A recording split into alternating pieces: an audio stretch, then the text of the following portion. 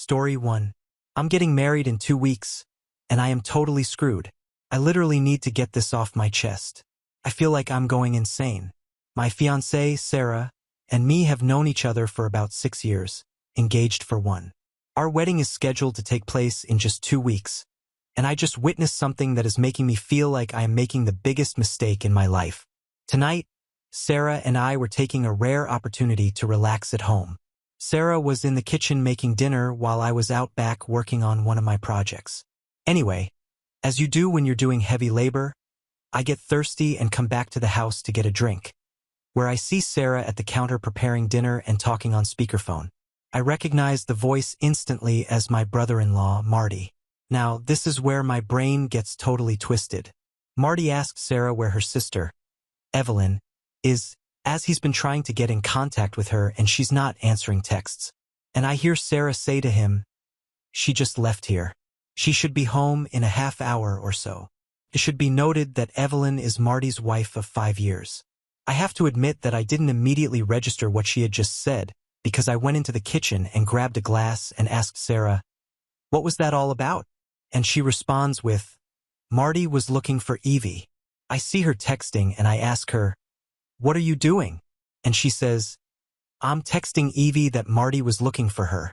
Anyway, I pour myself a drink, sit down, have a sip, and then finally my brain starts to work. First off, I heard Sarah tell Marty that Evelyn was here. Evelyn was not here, and the last time we saw her was yesterday when she came over to work on some last-minute wedding decoration stuff with Sarah. Secondly, why is she texting Evelyn and expecting a response when I distinctly heard from Marty that Evelyn wasn't answering her texts?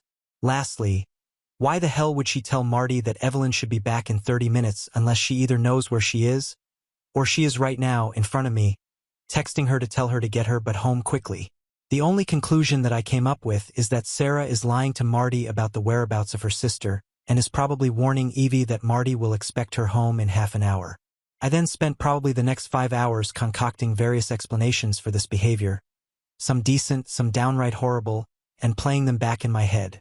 I wanted really badly to ask Sarah about this, but at the same time, if what I think is going on, then I doubted I'd get a straight answer. Which brings me to about an hour ago. I woke up around 1 a.m. to use the toilet, and I couldn't resist the urge to check Sarah's phone. We both know each other's pins, so this wasn't a difficult thing to do. Anyway, I grabbed the phone, retreated to the bathroom, and unlocked it. And yep, it was exactly what I was afraid of and probably what most of you were expecting. Sarah's sister, Evelyn, has been having an affair for about 6 months with a coworker, and Sarah has been helping Evelyn cover it up for almost that entire time. There are literally hundreds of texts between them discussing it, discussing the coworker, discussing sex stuff, really embarrassing things about my brother-in-law, just stuff that makes my stomach churn. And here is my soon-to-be wife going along with all of it without batting an eye. I took some screenshots of the entire thread, put the phone back where I found it, and then retreated to my home office to find myself here typing it all out on Reddit, simply so I can avoid the primal scream that wants to come out of my mouth right now. I am totally 100% screwed. Reddit. I cannot marry Sarah. I just cannot do it. I can't think of any reasonable excuse she could offer me about assisting her sister in this affair and victimizing not only Marty but their 2-year-old daughter as well. On the other hand, myself, my family, Sarah, and her family have all sunk an enormous amount of money into a wedding that is supposed to happen in around 2 weeks. There is no way we are getting any of that money back. On top of that, I feel like an absolute fool. Like, how did I not know this woman was like this? And what the hell am I going to do? Can't marry her. I absolutely cannot. However, I still want to. She's beautiful and fun and kind, and I thought we had a bright future ahead of us. She's never done anything wrong to me, but I just can't see her the same now. It's like a big black stain on an otherwise beautiful picture. I just don't know how the hell I got this so wrong, and I'm absolutely dreading doing what I know I need to do. I feel like I want to vomit or break something. Edit 1. Guys, you don't need to convince me to not marry Sarah. That's obvious. The wedding is off. I'm just trying to figure out my next steps and work up the nerve to do it. There's an incredible amount of pressure on me from the expectations of everyone, but I'm not going to buckle under it. I just am not relishing having to deal with the fallout and I'm more than a little angry that I'm in this situation. Edit 2. It's 5 a.m. I have work in 3 hours and I'm running off a couple hours of sleep. I'm gonna take a shower and head into work a little early to avoid Sarah and stew on this. Thanks to the supportive people here and a big raspberry to the dill holes who keep saying I should figure out whatever good reason my soon-to-be ex-fiancé had for this garbage. Edit 3. I got into work around 7. No one was in the office, so I decided to start pulling off the band-aid and I called my brother. He lives in Australia, so he was still up after having just put his kids to bed. It was hard breaking the news to him about this because I know he has laid out a huge amount of money for flights for him and his family to come. But to his credit as an older brother, he didn't mention it one time and just backed me up. He made a great point too. He said, "You work in a job where you have to deal with liars and scammers day in and day out. I don't blame you for wanting to have somewhere to go where this isn't a concern." He was totally right about that, and I get now why I am reacting so strongly to Sarah's participation in this deceit. He also had a great idea.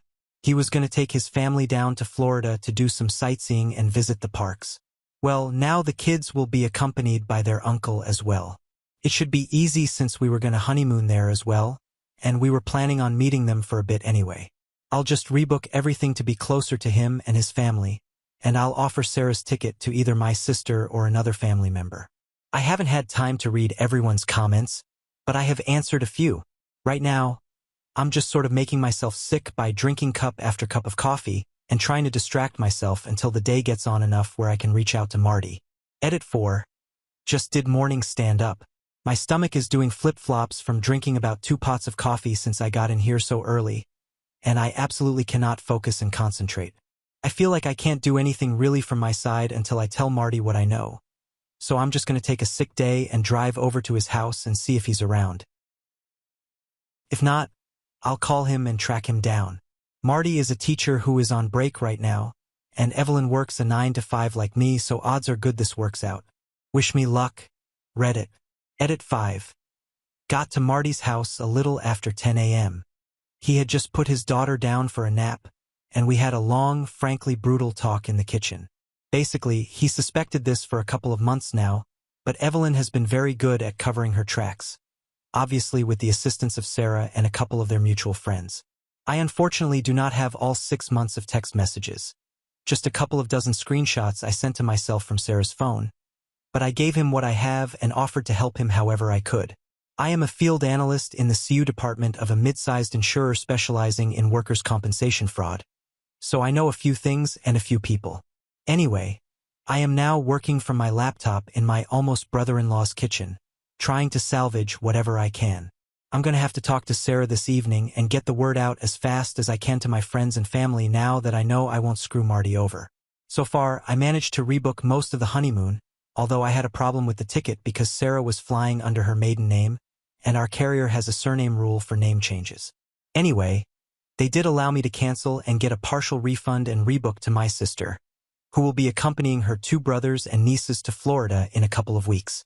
I'm holding off on canceling the venues until after I talk to Sarah because I don't want to tip anyone off until Marty gets his chance to confront Evelyn. But I will absolutely be letting my family and friends know this afternoon sometime and beg them to keep it close.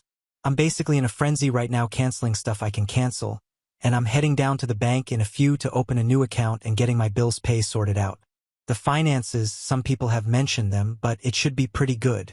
The mortgage isn't in my name since we were not married, and I have the bigger income, but Sarah did contribute about $20,000 versus my $60,000 towards the down payment. I will probably have to pay her out that money and some portion of the mortgage payments for the last 16 months, but it could be worse. Update was provided as an edit in the same post. It's about 8:30 p.m. right now, and I'm writing this from my buddy's house. His name is Mark, and a former coworker of mine that is also in the same field of work. As I mentioned in a previous update, I work as a field analyst in the CU department of a decent-sized insurance carrier. For people who don't know what that is, I'm basically a private detective. My job is to investigate what we think might be fraudulent claims in regards to workers' compensation. Anyway, as I kind of hinted at, Marty asked for my help in finding out who the other guy was that Evelyn was cheating on him with. All we had to go on was a name, let's call him Jake. The first thing I did was not some major amount of sleuthing. It was basically just going through LinkedIn, trying to find the guy through Evelyn's connections, but that brought up nothing, which I thought was strange. Marty had told me that Evelyn was supposed to go out for drinks tonight after work, and that she said she wouldn't be home until around 9 or 10. He didn't have to tell me what he suspected, since I pretty much understood right away. I told him that I would help him, but he needed to come with me. I then contacted my buddy Mark, explained the situation to him, and had him agree to meet us later in the day. The first thing we did was drive over to Marty's parents' house so that they could watch their granddaughter. I don't know what Marty told them as I waited in the car. After that, we went to Evelyn's place of work. It's one of those large commercial strip mall-type centers with all of these nondescript offices in a row in a large, non-gated car park. We drove around until we found Evelyn's car, and then I had Marty unlock it with the second set of keys. I then gave Marty a voice-activated recorder and a GPS tracker to place in the car. Once done with that, we left, parked a bit down the street, and waited for my friend to arrive and for Evelyn to leave the business. Mark shows up about 20 minutes later, hops in the car with us, and around an hour after that, Evelyn comes out of her office with two of her girlfriends and a tall, younger-looking man with sandy blonde hair. They are obviously holding hands, and I'm like, damn, Evelyn, you're making it easy for me. I take a couple of pictures from the car and then wait for Evelyn to leave in hers, and I start tracking her. At first, I thought she might go right to a hotel or something, but she didn't. Instead, she drove to a reasonably nice bar and grill in a nice section of town and parked on the street. I drove by her as she was getting out of her car and entering the establishment, and then found my own parking spot and went over the plan. First, we sent Mark in since no one knew him. He had basically two jobs. First, try to get any comp pictures he could of Evelyn and Jake, and second, to be my alibi. Marty and I waited in the car for around 20 minutes until I got the first in the series of text messages from Mark. They were pictures of Evelyn and Jake making out in front of their two female co-workers. Marty's suspicions right. They were helping Evelyn hide the affair from him. He was obviously very upset and angry. Evidently, one of the co-workers is married, and as a couple, they are good friends with Marty and Evelyn, both of them having toddlers around the same age. I asked Marty if that's enough for him, but he says he still really wants to know who this guy is. I try to tell him that we can find out later, but he's practically begging me at this point, so I tell him to wait, text Mark that I'm coming in, and then enter the bar myself. First thing I see is Evelyn and her crew laughing and drinking at one of those tall round tables near the front window. As I enter, I stop for a moment, pretend to be surprised, and then call out to Evelyn, "Hi, what are you doing here?" She's obviously shocked to see me, and everyone around her tenses up immediately. Evelyn quickly introduces me as her sister's fiancé and says that we are getting married in 2 weeks. There are a lot of congratulations from everyone. I thank them and then stick out my hand to the blonde guy and introduce myself with my full name, hoping that he'll respond in kind. He does, and I'm a bit taken aback. He's not named Jake. I introduce myself to everyone else and then tell Evelyn that I'm here to meet a coworker. I wave to Mark and then excuse myself. Once I get over to Mark, I tell him the guy's name, and we both whip out our phones and go to work.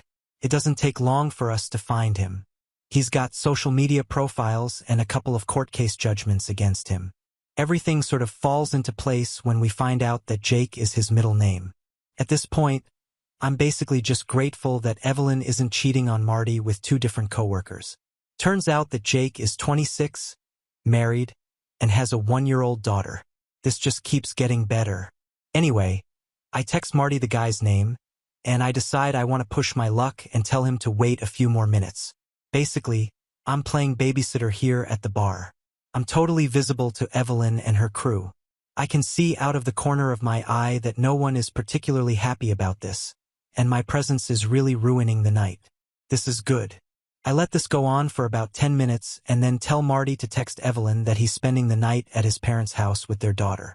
It doesn't take long after that until I catch Evelyn taking out her phone, showing it to Jake, and then everyone deciding to pack up. Evelyn comes over to me, says good night, and asks me if Sarah and I want to come over for dinner this weekend. I smile and say that sounds like a great idea and wish her and her coworkers a good night. Mark and I wait for them to leave, then pay our bill and hurry back to the waiting Marty. There's a bit of hesitation here because we don't know exactly what Evelyn was going to do. Like, I had assumed she might have already booked a hotel room and was heading there, which would have made everything a lot more complicated and limited what I could do.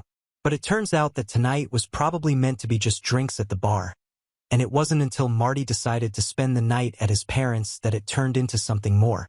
Evelyn made a beeline for home, and we followed behind her, way out of sight, and parked down the street. It didn't take long after that until another car pulled into Marty's driveway, and we saw Jake get out, go up to the door, knock, and be greeted by Evelyn. They went inside together. Now, at this point, it's about 7:30, and I have my own stuff to do tonight, and I think that as a friend, I've done pretty much all I can do for Marty, and he can handle the rest himself. I mean, I feel bad for the guy, definitely, but I don't want to get any more involved in this drama than I already am. And being the wingman for him while he confronts his cheating wife is a bit much for me considering my situation. Marty says it's fine, that he'll do the rest of it himself. Guess he's more of a man than you thought, Evelyn. He goes to Evelyn's car, retrieves my gear, and we bid each other goodbye. That was almost 2 hours ago. I did get one text message from Marty saying it was done, and he was going to his parents' house for real this time. But my phone hasn't been blowing up, so I don't know what's been going on with Evelyn, and I've been at Mark's since then. I think that basically concludes my part in Marty's story. If he was smart and listened to my advice, he was recording with his phone when he entered the house. I'll find out later. Anyway, my biggest priority now is to head home and tell Sarah that the wedding is off. She's almost 100% going to take it badly. There's no way she won't, but like I said, I just can't get married to her right now. I don't know what the future holds for us or if we will be done with each other or not. But definitely, we are not getting married anytime soon. Also, for people who keep saying, why didn't you talk to her first? Why didn't you confront her? I have to say, are you people stupid? She stone-cold lied in front of me to her brother-in-law that she has known for about 10 years and purportedly thinks is a really great husband and father. Babe, maybe you are naive enough to think that someone can lie that coldly to someone they are supposed to care about and then tell you the truth, but I'm not wired that way. Until that moment, I never had cause to ever second-guess Sarah or not trust her. But she was literally untrustworthy in front of my face, and I'm supposed to let it slide or expect her to be honest to me. I guess you don't know what it's like to have your entire view of someone shift in an instant. It's disorienting and frankly a bit panic-inducing. I'm actually impressed I kept my head and followed my instincts instead of pressing her right away because it led me to the truth. It would have been ridiculously easy for her to lie to me and then delete those text messages.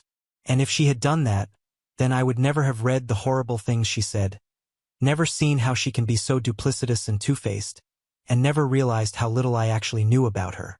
I'm going home to talk to Sarah. I'll update later to let everyone know what the final verdict is. Don't expect it to be a good one. Here is another update for you guys. I guess there is a lot to go over and so much has happened. Most of it, if I'm honest, hasn't been that great. Well, it's actually been downright shitty, but I'll get to that. First off, I left Mark's house pretty late that night. Sarah already knew I was out discussing business with him, although she had no idea that the business was actually her sister's affair. But still, it was getting to an unreasonable hour, mostly because I was trying to get up the nerve to go home and face her. After about 2 or 3 pep talks from Mark, I finally got off my keister and texted Sarah I was coming home and left in my car. As I said in the last update, I was pretty surprised when I got there because when I walked into the house, Evelyn was crying on the couch with Sarah. I hadn't seen Evelyn's car in the driveway when I came home, so this was probably the last thing I was expecting. I froze for a moment and almost turned around and left.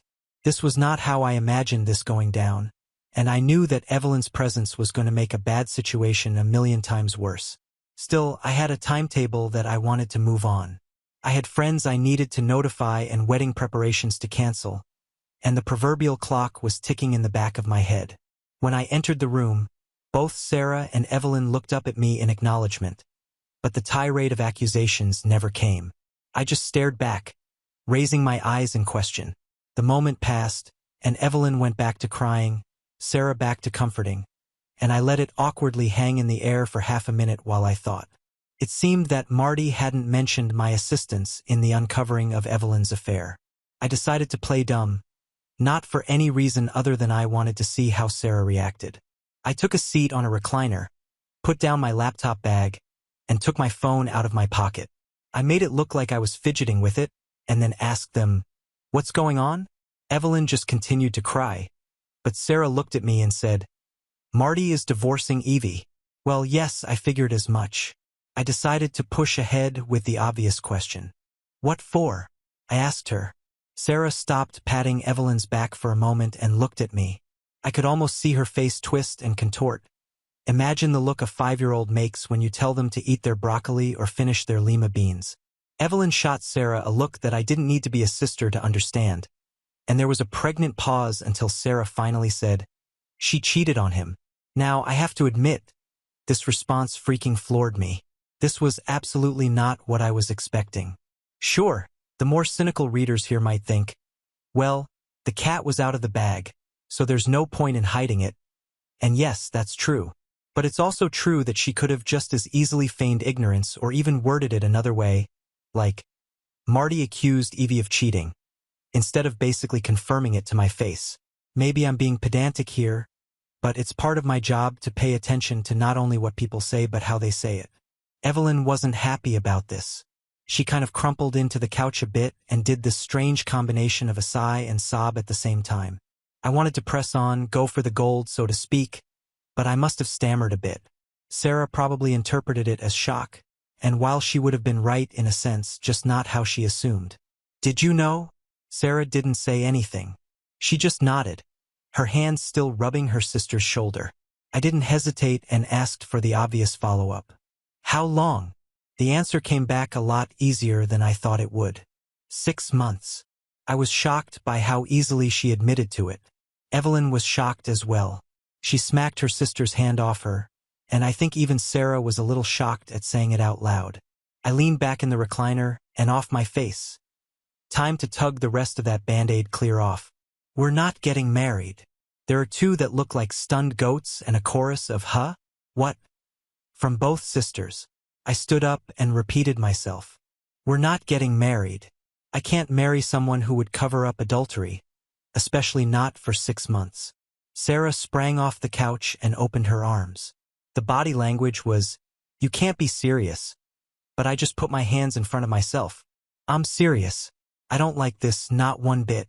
I don't like that you took part in this, and I can't get married to you with how I feel. It would be a mistake." But the waterworks started immediately, and even Evelyn did that thing with her mouth that looks like a perch trying to suck air. There were wails from Sarah, accusations of not loving her, appeals to my sense of duty, to the loss of money, the inconvenience to all our friends, the embarrassment of it all. It was frankly nothing I hadn't already thought about, but it definitely felt different hearing Sarah say it through body-racking sobs. It was at this point I probably made a big mistake. Well, maybe not, because I have no idea how long Marty would have kept my involvement in everything off the books. But in an effort to convince Sarah of the finality of it all, I said, "Look, I already canceled the honeymoon. It's not happening." I knew it was a bomb the second it left my mouth, and the explosion was damn near immediate. Evelyn, to her credit, had always been pretty quick on the uptake, which is probably how she had managed to fool her husband for so long. I could almost see the realization dawning on her when she put it all together with my appearance at the bar earlier in the evening. She screamed, "You son of a beach!" and flew across the room at me. Now, I'm not a huge guy, but I'm no slouch either. But the force that Evelyn flung herself at me had me staggering backwards, and I barely had enough time to get my hands up before she started raking my face with her fingernails. I almost lost the phone I still had in my hand, but still managed to push her away and say very loudly, "Evelyn, get off me. Sarah, get your sister under control." Evelyn made another lunge for me, but surprisingly, Sarah did exactly what I asked her to and wrapped her arms around her sister's waist and held her in place. I looked at Evelyn and yelled, "Get out of here right now, or I am calling the police," holding my phone up for emphasis. Sarah asked both of us to calm down. She said to me, "OP, she doesn't have anywhere to go right now, and Marty took her car keys." That explained the lack of a car in the driveway, but I didn't care. I was 100% through with Evelyn, and I was going to make sure she knew it.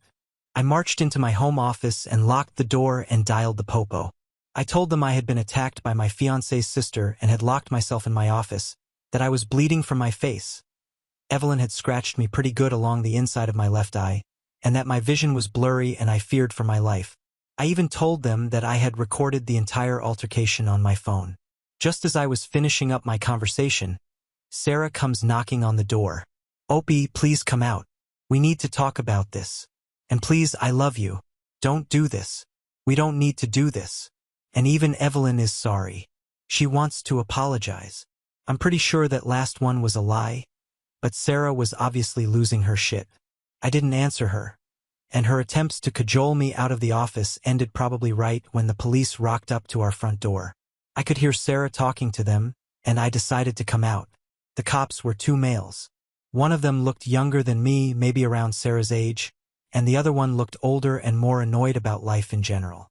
I introduced myself, pointed at Evelyn stating that she attacked me, and offered to show the cops the recording I made. The younger one asked me if I wanted to press charges. I said yes. He asked me again if I wanted to press charges. I said yes again. At this point, both cops looked at each other, and before the young cop could open his mouth again, I said, "Yes, damn it, I want to press charges. I have video evidence, and this is going to court, or else I'm going to call up your boss and ask him to come down and do it himself." I think they were pretty surprised that I knew his name. Not that we are friends or anything, but given my line of work, I spend plenty of time interfacing with local law enforcement, and I have met most of the brass or talked to them on the phone a couple of times in the last few years. Honestly, at this point, I was getting pretty hot under the collar, and while I get what these guys were thinking, I don't agree with it at all. Facts are facts. Sure, I might not be bleeding out on the floor, but Evelyn assaulted me in my own home, and I wanted her gone. Thankfully, this situation didn't immediately escalate, and the two officers handcuffed Evelyn and put her in the back of the patrol car. She was squealing and crying like some sort of gibbering maniac the entire time. Sarah wasn't much better. She just kept going, "No, please, no," over and over again. At this point, the younger cop circled back and asked us if everything was okay here. I just told them I was going to bed. He asked Sarah again, and she didn't immediately answer, so he goes, "Is everything okay here, ma'am?" It was clear what he was fishing for. At this point, I really disliked this guy, but I bit my lip. Sarah finally realized that the cop was addressing her, and she just nodded at him. Obviously, the guy is not satisfied with this and starts to ask her again, at which point I interject and say, "If you want to go on a fishing expedition, you might want to do it over there on the lawn where my doorbell camera isn't recording you."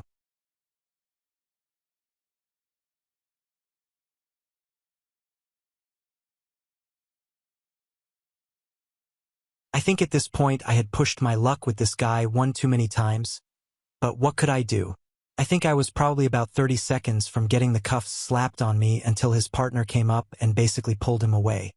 He was an older man, probably in his late 50s, and probably didn't want to process two arrests right at the beginning of his shift, especially when one of them was obviously going to be more trouble than it was worth.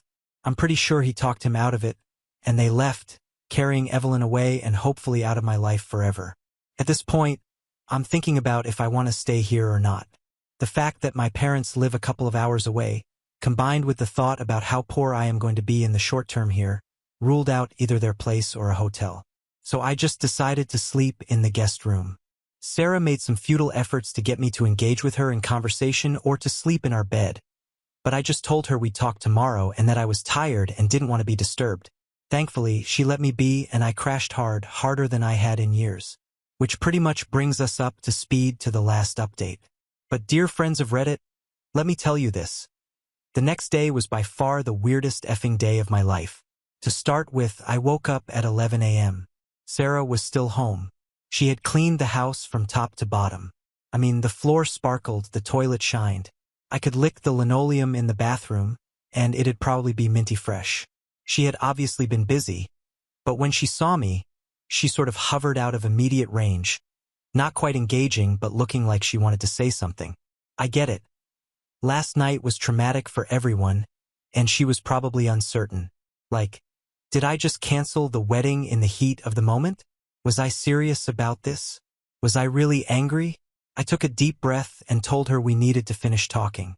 She tried to sit next to me on the couch and I thought about rebuffing her, but I didn't. We were not getting married, but I didn't need to act like I hated her because truthfully I didn't. I was disappointed in her, decently disgusted by some of the things I had read in her text exchanges between her and her sister, but we were both hurting here, and I didn't want to make it any worse or escalate things to a point where life could get any more complicated than it already was. It took some more convincing on my part for Sarah to truly and fully believe the wedding was off. She was not taking it well. Hell, that's an understatement. She was a wreck. I think she was hyperventilating a few times. I was holding it together better, but obviously not only was this my idea, I had also had longer to come to terms with it. Finally, she asked the serious question, "What about us?" I know I am going to get a lot of hate from people for this, especially the kind of Redditors that think every infraction in a relationship is grounds for nuking it from orbit.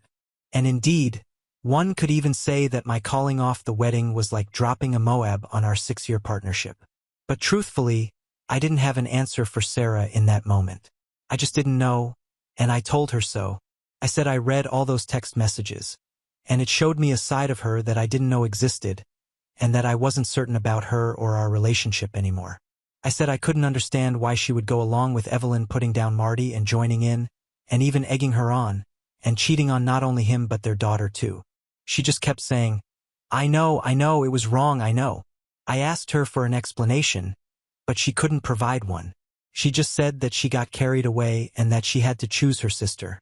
I told her that I thought a good sister was someone who kept you on the straight and narrow and didn't give you a free pass to be a douchebag.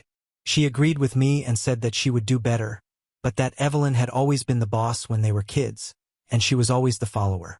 I get this. I have an older sibling too, and while I'm a bit more independent, I also spent the last 18 years of my life with him living on the other side of the planet, except for the odd occasional visit around Thanksgiving or Christmas. But still, maybe I had a leg up on Sarah because my older sibling was a decent guy while Evelyn was a piece of trash. Now, here is where I get the second major effing shock of my life in like 48 hours. Sarah says to me, "It's not fair. It's not fair." What's not fair? I asked her. You were sexting that bimbo wife Mandy girl on Instagram last year, and I got over it. I was so hurt, but I got over it. Why can't you get over this? Why, huh? What? What the hell is she talking about? Who is this bimbo wife Mandy? Like, I have no effing clue. I asked her if she was high or having a psychotic break. Like, okay, that was mean of me, but I have absolutely not been doing cybersex or sexting or whatever with anyone, especially not some Instagram girl. I'm protesting pretty loudly at this point, and Sarah is yelling at me through her tears, telling me that she saw the messages last year and that she decided to not confront me because I had stopped. Evidently, she had been checking my socials from my home computer when I am at work, which should have been really boring because I have only family and a couple of work friends on there. I try to make this case to her, offering to let her log into all my accounts and check for herself, but she's just calling me a liar and a pervert and all sorts of shit. She starts throwing stuff at me, and so things are getting out of hand, and I tell her that if she throws one more thing, I'll have her taken out of this house just like her sister. She swears at me and stomps off to the master bedroom and slams the door. Now, at this point, I am so damn confused. I barely know what to think. I head into my office, fire up my desktop, and type "Bimbo Wife Mandy" into Google. Sure enough, there is an Instagram, a Twitter, a Reddit event, and of course an OnlyFans. I click on one of the Instagram links, and up comes a post of a extremely busta woman, like clearly pushing the limits of science and technology. And no, guess where she's from? Australia. Well, everyone remembers all the nice stuff I was saying about my brother? Guess who was staying with us last Christmas? All the way from Australia? Guess who I told? Sure. Go ahead and use my office computer to play games if you have jet lag?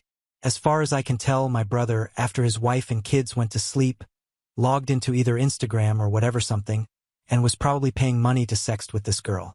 What a great effing guy. Now, I would love to call my brother and not only confirm my suspicions but also give him a goddamn earful, but it's like 2 or 3 in the morning there, so it's gonna have to wait. But I am crawling the walls here trying to sort out how I feel about everything. I feel totally let down by everyone. I think to myself, Damn, what is this world coming to? For a brief moment, I try to connect the dots between whatever the hell Sarah saw my brother do and what she did with Evelyn, but try as I might, it doesn't really come together. Maybe she's a more tolerant or forgiving person than I am, which is why she didn't confront me when she saw this, but I wish she had. It would have given me an opportunity to directly tell her my whole personal stance on these things and to even show her how I would act. It might have influenced her in a good way later on. Or maybe it wouldn't have mattered. I don't know. All I know is that this post is becoming a novel, and I have blown off most of the morning when I should be working to get this out of my head and onto this page. I feel better for doing it, but there is still probably another 2-3 posts left to tell. I'm not going to post them to this subreddit anymore. I'm not sure that they'd let me, but I will try to quietly update my profile in the next day or two with the rest of the blowout. Talking to my brother, talking to my parents and Sarah's parents, and finally where Sarah and I stand. One thing that I can say, however, is it seems like most of my immediate family relationships are incredibly strained for various reasons. My parents are largely supportive, but that's becoming less so now that the reality of the financial loss is setting in. Yes, the marriage is still off. That was pretty much a certainty from the get-go. Sarah's parents are a bit more pissed, and I'm sure they are sticking pins in voodoo dolls crafted in my image right now. Evelyn, for people who are wondering, is no longer in jail. She got Sarah to bail her out, and I even laid into Sarah for that, calling her sister's underling, which I think actually struck a chord with her because she wrote me like a 20-page letter about how her sister always bossed her around throughout her entire childhood. I've read it twice now, and I wish we had talked about this pretty much any time within the last 6 years. Maybe things would be different. I don't know. Anyway, Reddit, if anyone is still interested, expect a final chapter of this saga in like a day or two and maybe a follow-up after the former wedding date passes. Update August 10th, 2023. This update has taken longer to get around to than I originally intended. A lot of things have happened over the last couple of days that have kept me pretty busy, and it really wasn't until today when I had some free time after lunch that I could sit down and get this out. I'll try to get through as much as I can. Before that, however, I just want to mention a couple of things in response to comments from the last post. I'll try to be brief.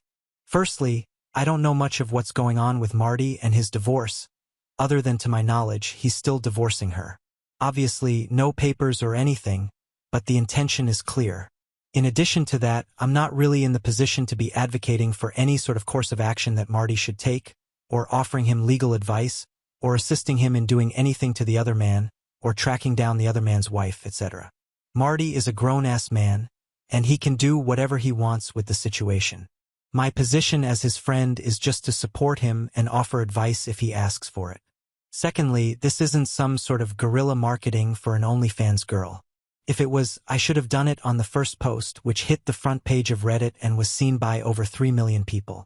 Also, given that this post got so popular on Reddit, it's not really a surprise that Bimbo Wife Mandy, another Redditor, happened to be following the story and saw her name. It could have easily been any other of the hundreds and hundreds of girls who use Reddit to post their pictures. And as a brief aside, speaking of Mandy, I have indeed talked to her. She was actually quite helpful in confirming something for me, and as a person, she seems quite nice. But guys, there is no romance planned here in the future.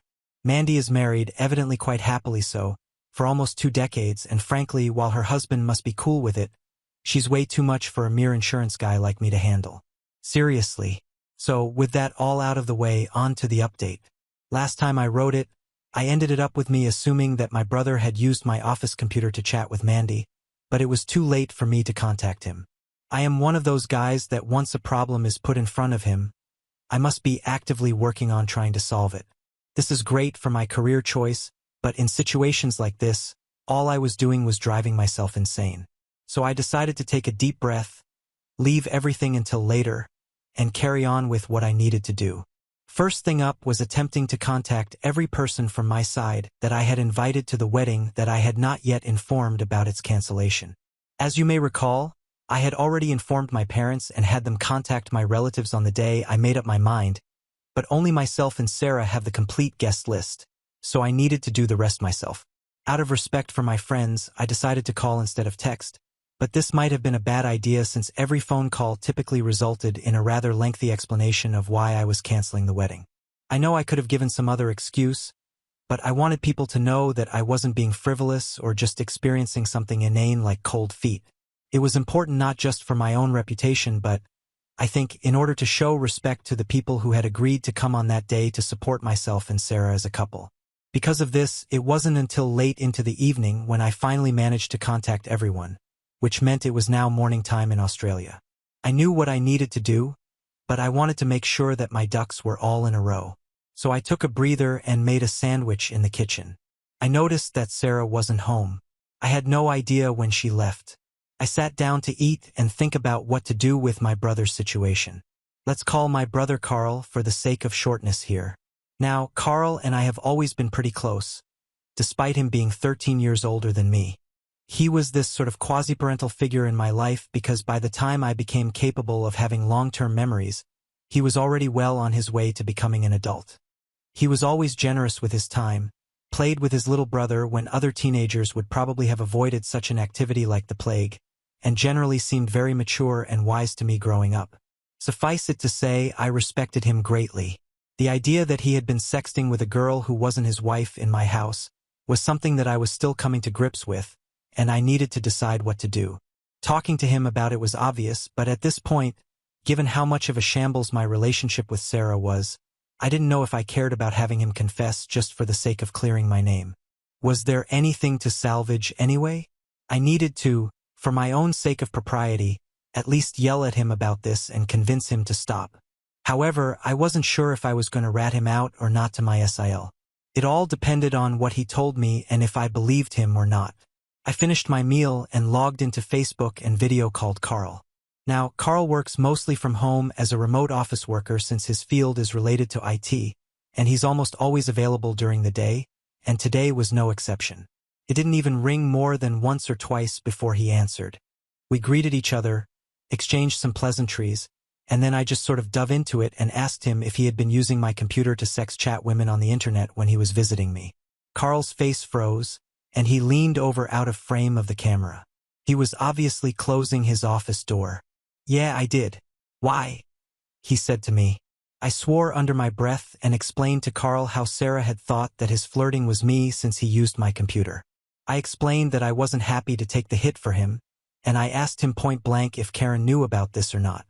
He waffled for a few seconds, stumbling over his words, and then looked a bit sheepish and said that no, Karen didn't know, and he'd prefer if it was kept that way.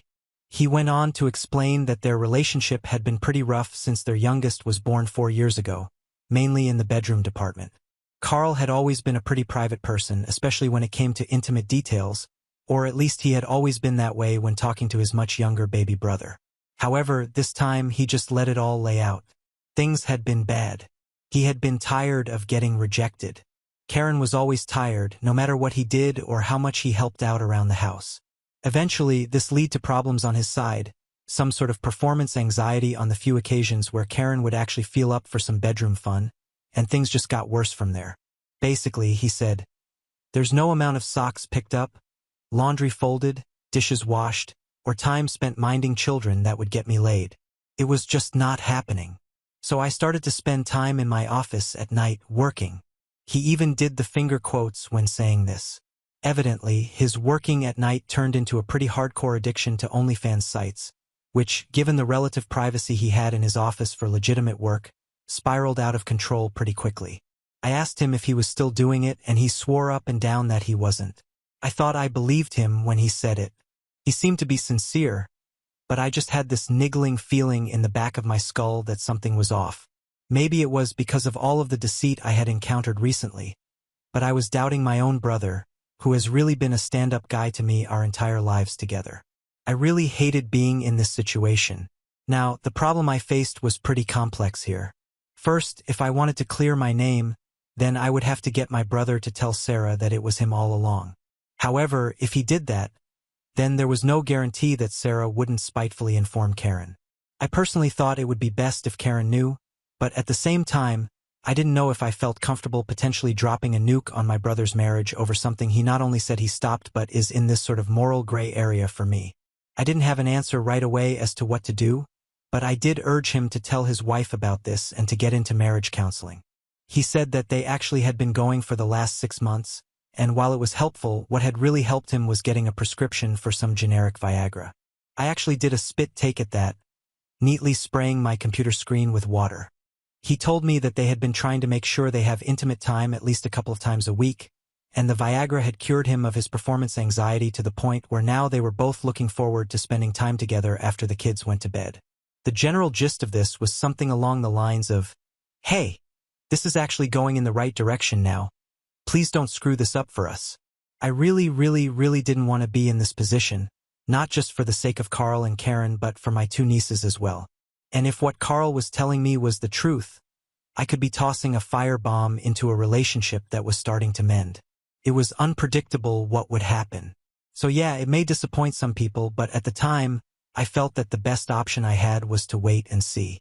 I was, after all, going to meet him in a couple of weeks in the flesh, and once I got him alone in a room and a few drinks into him, I was going to definitely get to the bottom of this. It seemed like the best course of action. Anyway, that night I went to bed early. I didn't see Sarah until the next morning. She looked haggard, like she had a distinct lack of sleep. I asked her where she had been, mostly out of habit. After all, we had been together for almost 6 years. She told me that she had gone down to the courthouse for Evelyn's arraignment to post bail, and that afterwards, she had driven her to her parents' house and spent the night. She made a point of telling me how horrible it was to have to explain to her parents that I had called off the wedding. I asked her if her parents knew the reason why, and she barked, "Of course they do." I tried to remain calm, but by this point in this ordeal, I was losing it. I bit back at her. "Are you going to move back there so that they have both girls at home now?" It was childish and petty, but the fact that she bailed Evelyn out of jail annoyed me to no end. "You don't need to be an ass about this," she said, to which I said, "And you don't need to be Evelyn's effing underling." I could see Sarah visibly flinch when I said that to her. It obviously had struck a chord. The corners of her eyes started to tear up, and I cooled my temper. We just sort of stood there, miles apart in the living room of our house, and didn't say anything for a good solid minute or two until Sarah decided to continue talking. "Our parents are going to be here at 3. I actually face-bombed at this. I was about to go off on her for not consulting me on this, but decided that was just my own ego. After all, I did need to sit down with them and work out the details around the wedding and whatever remaining deposit we had. And I needed to at least once face-to-face explain to everyone why it wasn't happening. So fine, let's do this and get it out of the way. I tried to make myself busy, but there isn't much you can do on a Sunday except waste time, and time wasting isn't very enjoyable when you know you are heading into the meat grinder in just a few hours. Still, 3 p.m. came, and so did our parents. We all sat down at the large kitchen table that Sarah had bought just a month after we closed on the house. It was secondhand from Facebook Marketplace, but she loved it because it was solid oak with a beautiful finish and capable of seating 8. She always wanted to have big dinner parties with our families over, just not like this. The next 3 hours were grueling. No one was happy, nor should they be. I guess the best support I could get came, unsurprisingly, from my own parents, but even that was tempered, essentially along the lines of, "Well, it's his decision to make," which more or less means, "Yeah, we think this is crazy too, but we're still backing him." Honestly, that was fine with me. I didn't need my parents to get the stigma by association of canceling the wedding. I was fine with owning that.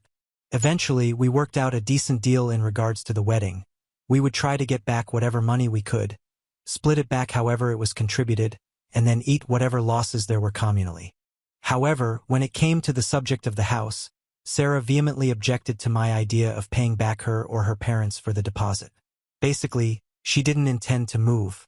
Now, as you might imagine, Sarah and I hadn't really talked about the us living together situation in too much detail. The fact that I even brought up settling the house equity seemed to shock her because the implication here is that I expect her to move out of our home. She threw a fit, and I don't blame her. I should have settled our relationship status with her first before trying to negotiate a payment plan with her parents. It really tipped my hand to everyone about how I was feeling about our relationship, and while I think our parents expected it, or at least understood, Sarah was beside herself. She was absolutely not accepting of us breaking up over this, and she made it clear. "I am not moving out of my house, and we are not breaking up," she declared. And that's pretty much how my Sunday night ended.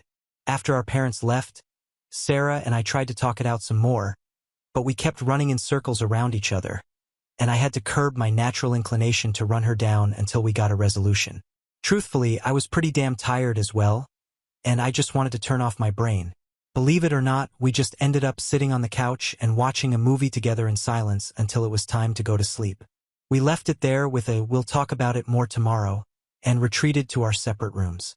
On Monday, I woke up to a large, handwritten letter slid under the door from Sarah.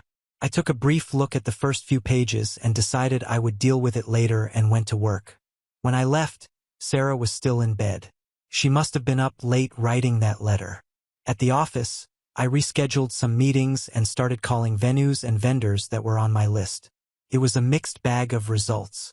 The catering people were adamant that I pay most of their fees under the pretense that they had ordered most of the food. I shot back at them over this like, were they expecting me to eat a week-old steak? But my appeal fell on deaf ears. I tried talking to the woman who ran the catering business and explaining what happened, but that seemed to only firm up her resolve to get as much money as possible out of me.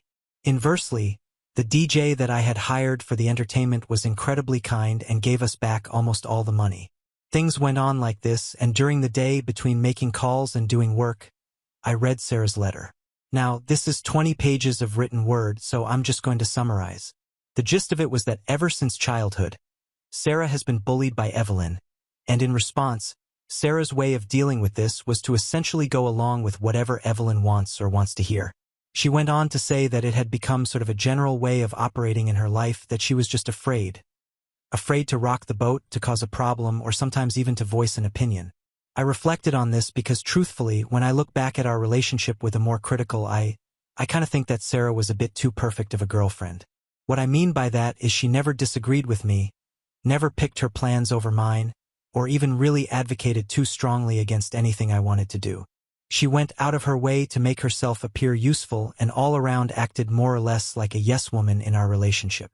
I mean, we had never even so much as had a minor disagreement in 6 years, let alone a full-blown argument until now.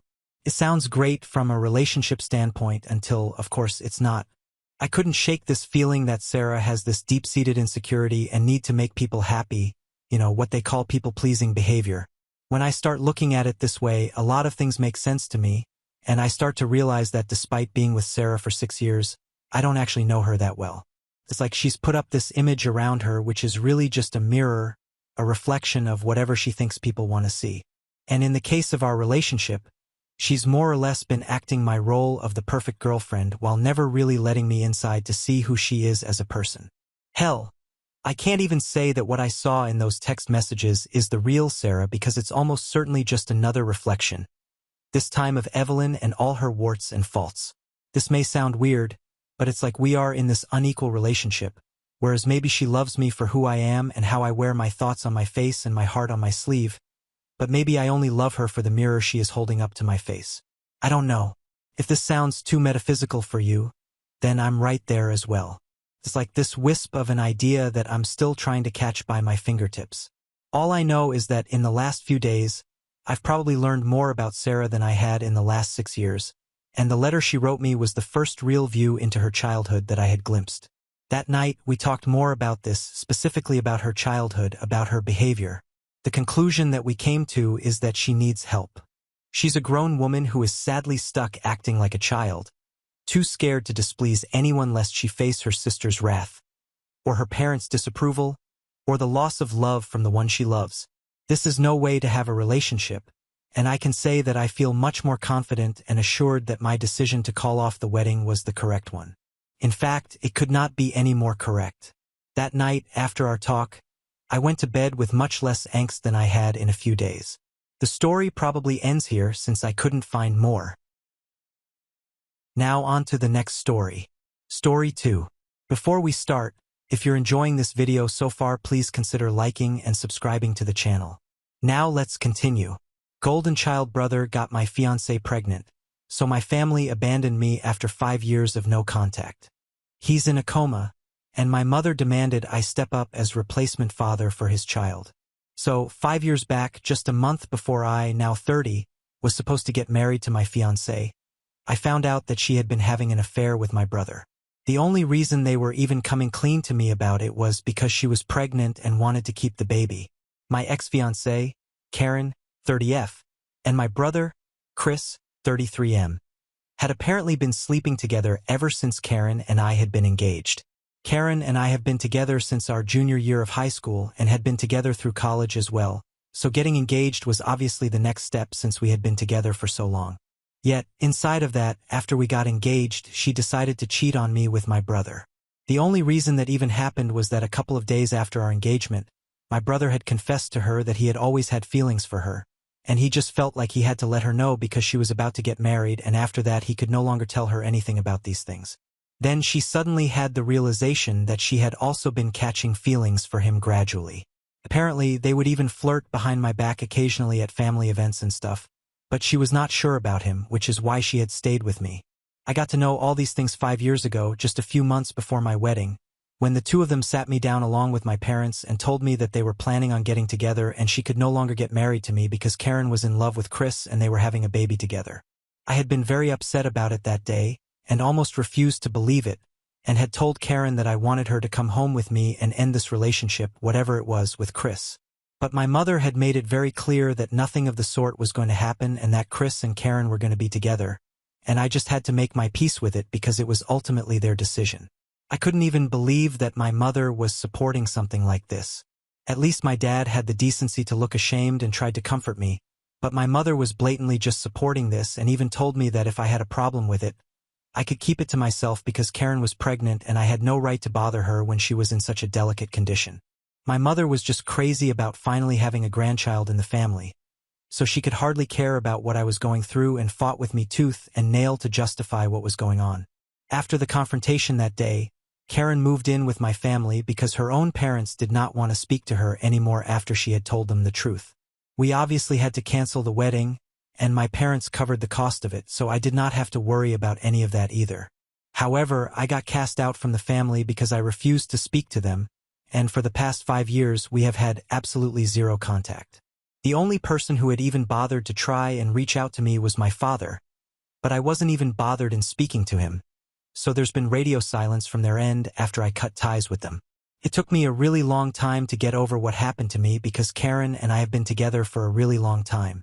I had loved her truly, so it took me a lot of therapy to get over it, and even now I wouldn't say that I am truly fully over it, but I'm dealing with it.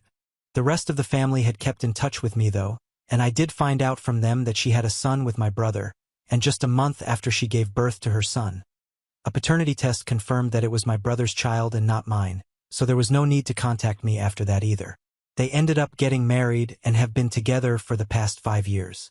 I had assumed that everything was going well for them, but then about 1 week ago my mother called me out of the blue, and it took me by surprise because she had been the one who had been the most in favor of Karen and Chris, like at an unhealthy level. So, just out of curiosity, I decided to call her back after she sent me an email saying that she needed to speak to me urgently. When I called her, she delivered some pretty bad news to me while crying, and I learned that my brother had unfortunately been in a really bad accident. It was a hit-and-run case, and unfortunately because of the impact, he had slipped into a coma, and there was no telling how long it would take for him to recover. This had happened last week itself, and just 3 days after the doctors had said that things were pretty critical right now, my mother had decided to call me up and informed me about it. At first, I thought that she was going to ask me to visit him and be there for the family, which I would have been ready to do because in spite of everything, I think that this is a huge deal, and it would have still been a reasonable enough expectation to have for me, and I don't want to turn my back on somebody who is in such terrible condition. But then my mother went off in another direction altogether and said that she wanted me to be there for Karen and my nephew. I didn't even understand what that meant, and then she told me that she now expected me to step up and be there for them in my brother's place. When I asked her to elaborate, she told me that now that Chris was basically not even there anymore, I had to be there for Karen and her child in every way whatsoever. She did not mean just financially, but she actually expected me to step up and move in with them so I would be able to take care of them. She said that she would have taken them in herself, but she was not getting any younger and it would be too much work to take care of all of them. That's why she was calling me to let me know, and she expected me to make a decision on the phone call itself. I obviously lost my temper because for 5 years she did not speak to me, and now when she was finally talking to me, she expected me to do something so big. I could understand that Karen and her son were all on their own right now, and they needed somebody to be there for them, but that somebody should have been someone from their immediate family and not me, somebody whom she had betrayed and then not even bothered to apologize to. So obviously, I immediately told my mother that I was not going to do any such thing and that she was foolish for even expecting me to say yes to that. Then she started arguing with me on the phone, and I didn't have any time to waste. I was already pretty pissed off, and I did not want to ruin my mood while speaking to her even more. So I just hung up and then I blocked her once more.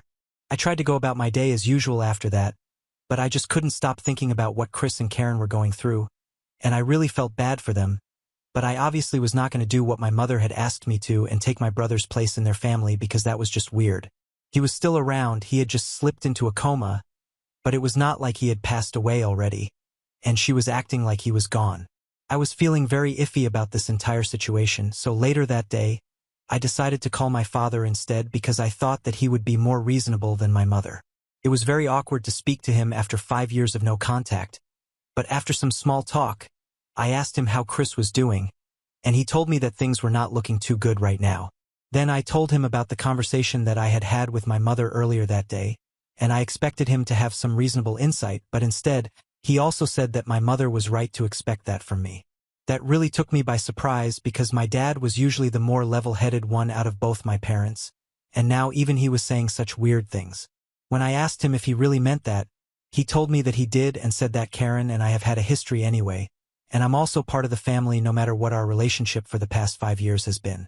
Ultimately, I am blood, and if they can count on anybody to step up for the family, it should be me, and my mother's expectations are not exactly unreasonable. That really threw me for a curveball, and right now I honestly don't have any idea what to do. For the past week, I've been avoiding speaking to anybody from my family, even my other relatives, since I'm just afraid that somebody will bring this up with me and then I'll be forced to explain my decisions.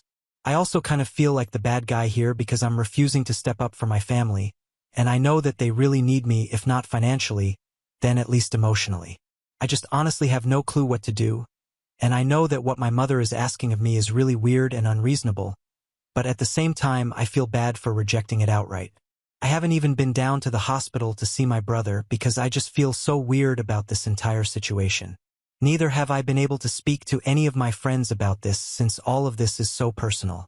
They know how things have been between my family and me ever since my wedding got called off, but this is something a little more strange than that honestly. And that's why right now I'm posting this here on Reddit because I really think that I need some objective opinions about what I should do. Be it my friends or family, everybody is going to have some sort of biased opinion. I really need advice because I think I'm going to lose my mind if I don't find an acceptable solution to all of this soon. I honestly feel like I'm going back to that phase of my life where I was constantly thinking about Karen and Chris right after I found out that she had been cheating on me, and that was a really dark era, and I don't want to go back there since it has taken me a lot to snap out of it. So please, whatever anybody has to say, no matter how harsh the opinion might be, please just tell me so I can at least distract myself. So, IA for refusing to go see my family and step up for them after my brother got into an accident?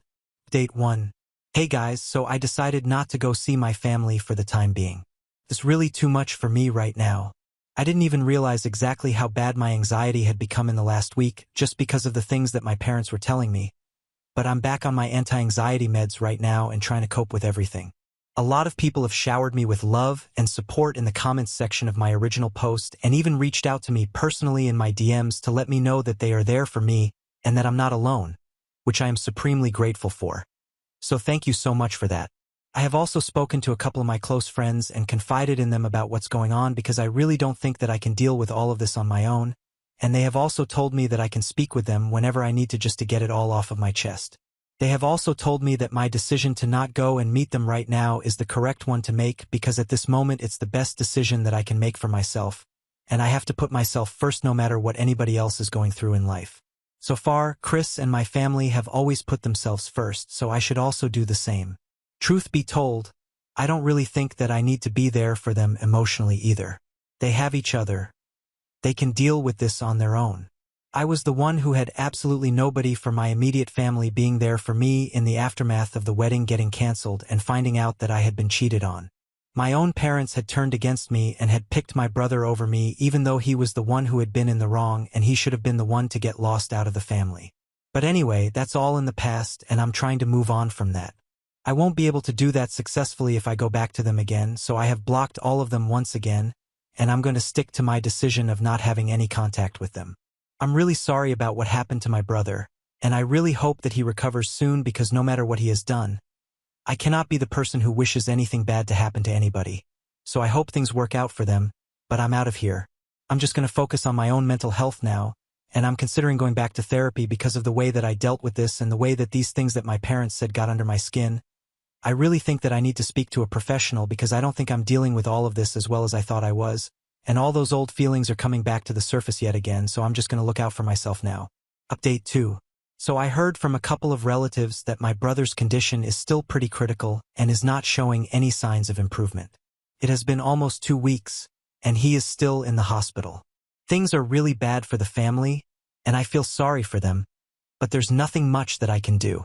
Everybody who knows my family has dropped by the hospital to see my brother at least once in the past 2 weeks and offer their condolences for the terrible accident that has taken place. Apart from me. I would have done that, but then I also got to know from my relatives that my parents have been talking crap about me to anybody who has been visiting them and had been making me out to seem like the bad guy.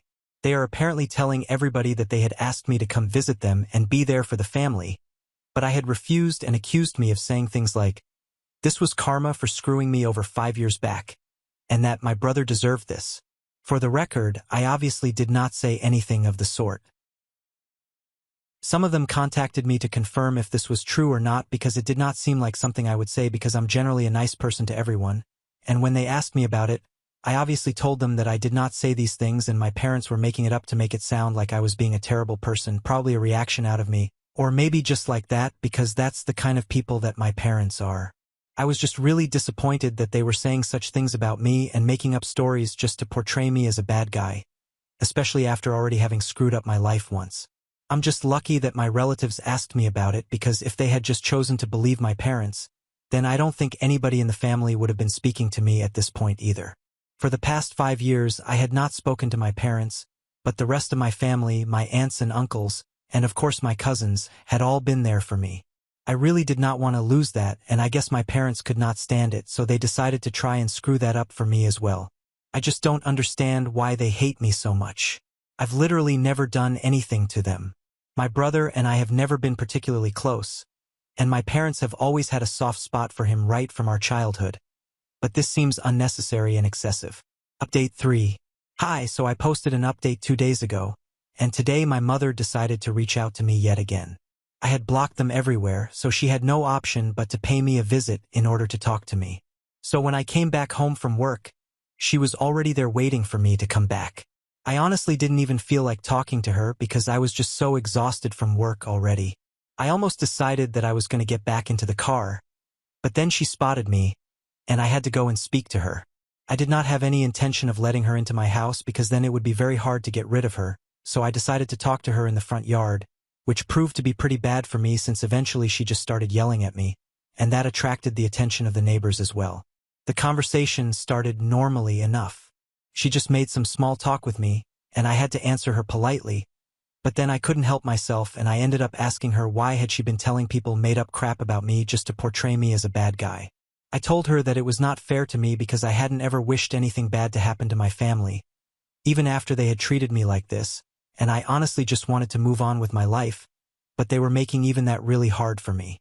I had been keeping these feelings to myself for a really long time, so when I saw her, it just came out of me, and I couldn't help myself. In the end, I just told her that after everything that had happened, it was very difficult for me to think of them as a family because they had never treated me like that, and I was very disappointed by their behavior, so whatever it is that she had come to talk to me about, it could be done later because I just came back home from work, and I was really not in the mood to fight or talk to anybody about anything that was too emotionally exhausting. She had been hearing me out calmly up until that point, but when I told her that I did not want to speak to her at that moment, she got really pissed and said that she was just here to apologize for the very same things that I had mentioned and said that she and my father had been thinking straight. They had been pretty pissed off by my response initially because I had refused to step up for my family and even visit my brother while he was in the hospital, But then they had realized that they hadn't exactly treated me well in the past 5 years and that I was obviously very upset about that even now, and that's why I was not visiting. She had come here to talk to me and try to sort things out between us because she felt that at this time the family should stick together just for the sake of emotional stability. But after I had told her that I did not want to speak to her, she changed her mind and decided that she was going to yell at me instead. She told me that apparently I should just be grateful that I still even have a family because after the way that I had reacted when I heard of my brother's accident, she had half a mind to cut me off and make sure that the rest of my relatives also stopped speaking to me permanently. I didn't understand what she was talking about, so she explained that apparently she believed that my reaction had not been sad enough when I had learned of my brother's accident. I didn't even know what she had expected me to do, and she said that she had thought that when I had been told of my brother's accident, she had expected me to at least show some emotion, but I had just sounded very indifferent on the phone call. Obviously, no matter what our personal relations are, some news like that was definitely going to affect me, and it really has. As I had mentioned earlier, I do not wish it upon anybody, and that includes my family in spite of our personal relationships, so I was definitely upset when I heard about his accident. Maybe that had not come through on the phone call because she couldn't see my face, but her reasons were just completely baseless and illogical. She even went on to say that the fact that I had not been there for Karen and my nephew and stepped up for them in my brother's place just showed how little I cared for the family. She was just making things up yet again to justify how they were acting, and I really think that my parents have started to lose their marbles because these things are completely weird and unnecessary. Anyway, after she started yelling at me, I lost even more interest in speaking to her, and I just decided to get inside my house and ask her to leave. So after some time, I unlocked the door to my house and went in while she was still yelling at me, and she tried to follow me inside, but I shut the door in her face and told her to leave because I was seriously pissed, and I did not want to interact with her anymore. She argued with me, but I told her that I would call the police, and that's when she finally left, but not before she cursed me out and said that I would face the consequences of this soon. I don't know what that means. I'm not even interested in getting to know what that means. I just want to relax and move on with my life. Update for Hello. So it's been 26 days since the accident, and my family finally had some good news to share with everyone today. Obviously, they did not tell me about it personally. I got to know about it from my cousins, but the good news is that my brother is finally showing some signs of improvement. He's not in a coma anymore and is responding better, so that's a good sign. I really hope he's able to make it and that he just improves this point onwards because the last month has been really stressful for everyone as a family, including me in spite of the fact that I'm not even part of the family anymore and have been cast out long ago. But the way that my parents have been after my life in the past 26 days, that's really shown me that they are unhinged, and I think they were just taking out their frustration on me. After my last interaction with my mother, which I had talked about in my last update, I did not hear from her for a couple of days, but then my father called me up to berate me instead. He used a different number than the one that he usually uses, so I was not able to tell that it was him, and when I answered the call, he started yelling at me almost immediately so that I wouldn't even have the time to hang up when I realized that it was him. He was very clever about it too. He tried to catch me off guard so that he would have the opportunity to scream at me. Instead of calling me at any normal time during the day, he decided to call me at 5 o'clock in the morning when he knew that I would be sleeping and I would have to wake up to answer his call, and my brain would be all foggy. So, a couple of days after my interaction with my mother, my dad called me up at 5 o'clock in the morning, and after almost 3 phone calls, I finally answered the 4th one, and he immediately started yelling at me about what an ungrateful child I was and how he was wishing that I had never been born. He said that he was going to make sure the rest of the family never spoke to me again because I was a terrible human being for not even bothering to come to see my brother in the hospital when he was suffering so much and not being there for the family. After ranting for almost 5 minutes, he was the one who hung up because I was still trying to process everything that was going on, and by the time I was done with that, he had hung up the phone and blocked me. At the time when it had happened, it was not very funny, but then now I find it pretty funny because my parents are just so desperate to make me seem like a bad guy and yell at me for arbitrary things. They are willing to go out of their way into such extremes just for these reasons. I've already said that I believe that they were taking out their frustration on me. They just needed to escape court, and as usual, I had to be there for the family, but it's fine because my father could not succeed in turning the rest of the family against me because they know that I'm not wrong, and they also know what happened 5 years ago anyway. Now that my brother's condition is improving, I just hope that they get off my back and just focus on him. Date 5. Hello. It's so weird to come back here after almost 3 years. So much has happened since then, and it's mostly been for the better. I live in Germany now for work. I've been living here for the past year and a half, and I've also started seeing somebody.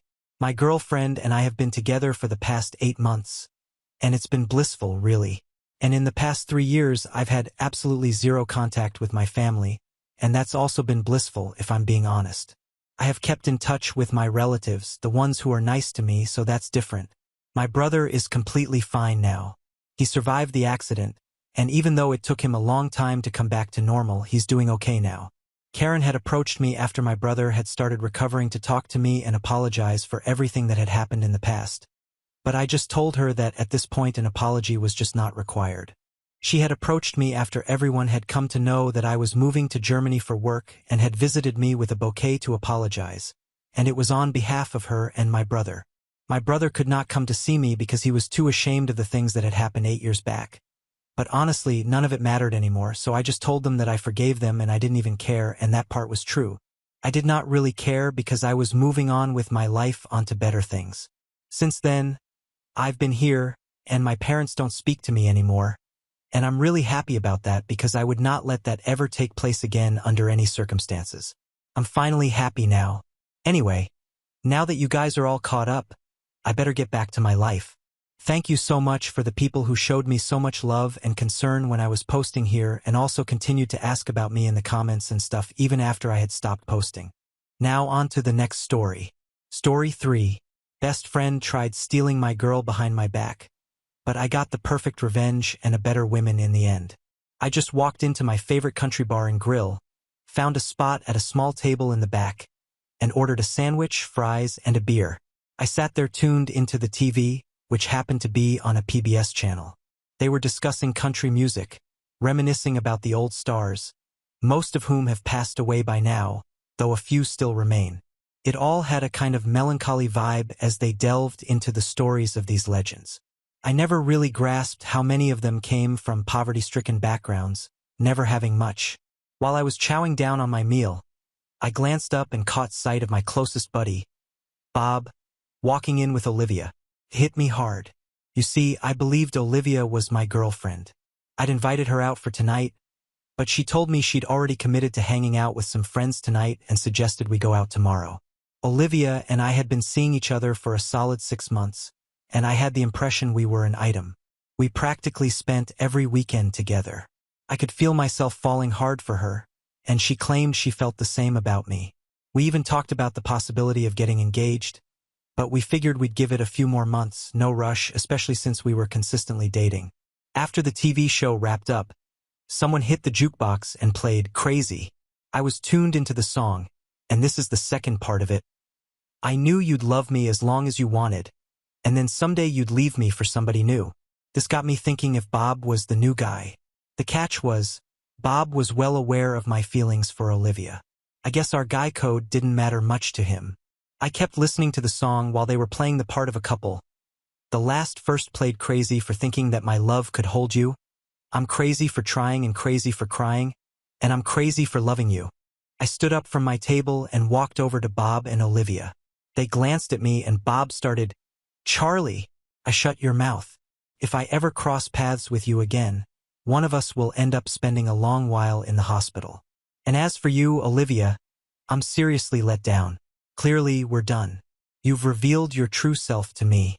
I walked out of the bar. The next day, my phone kept ringing incessantly.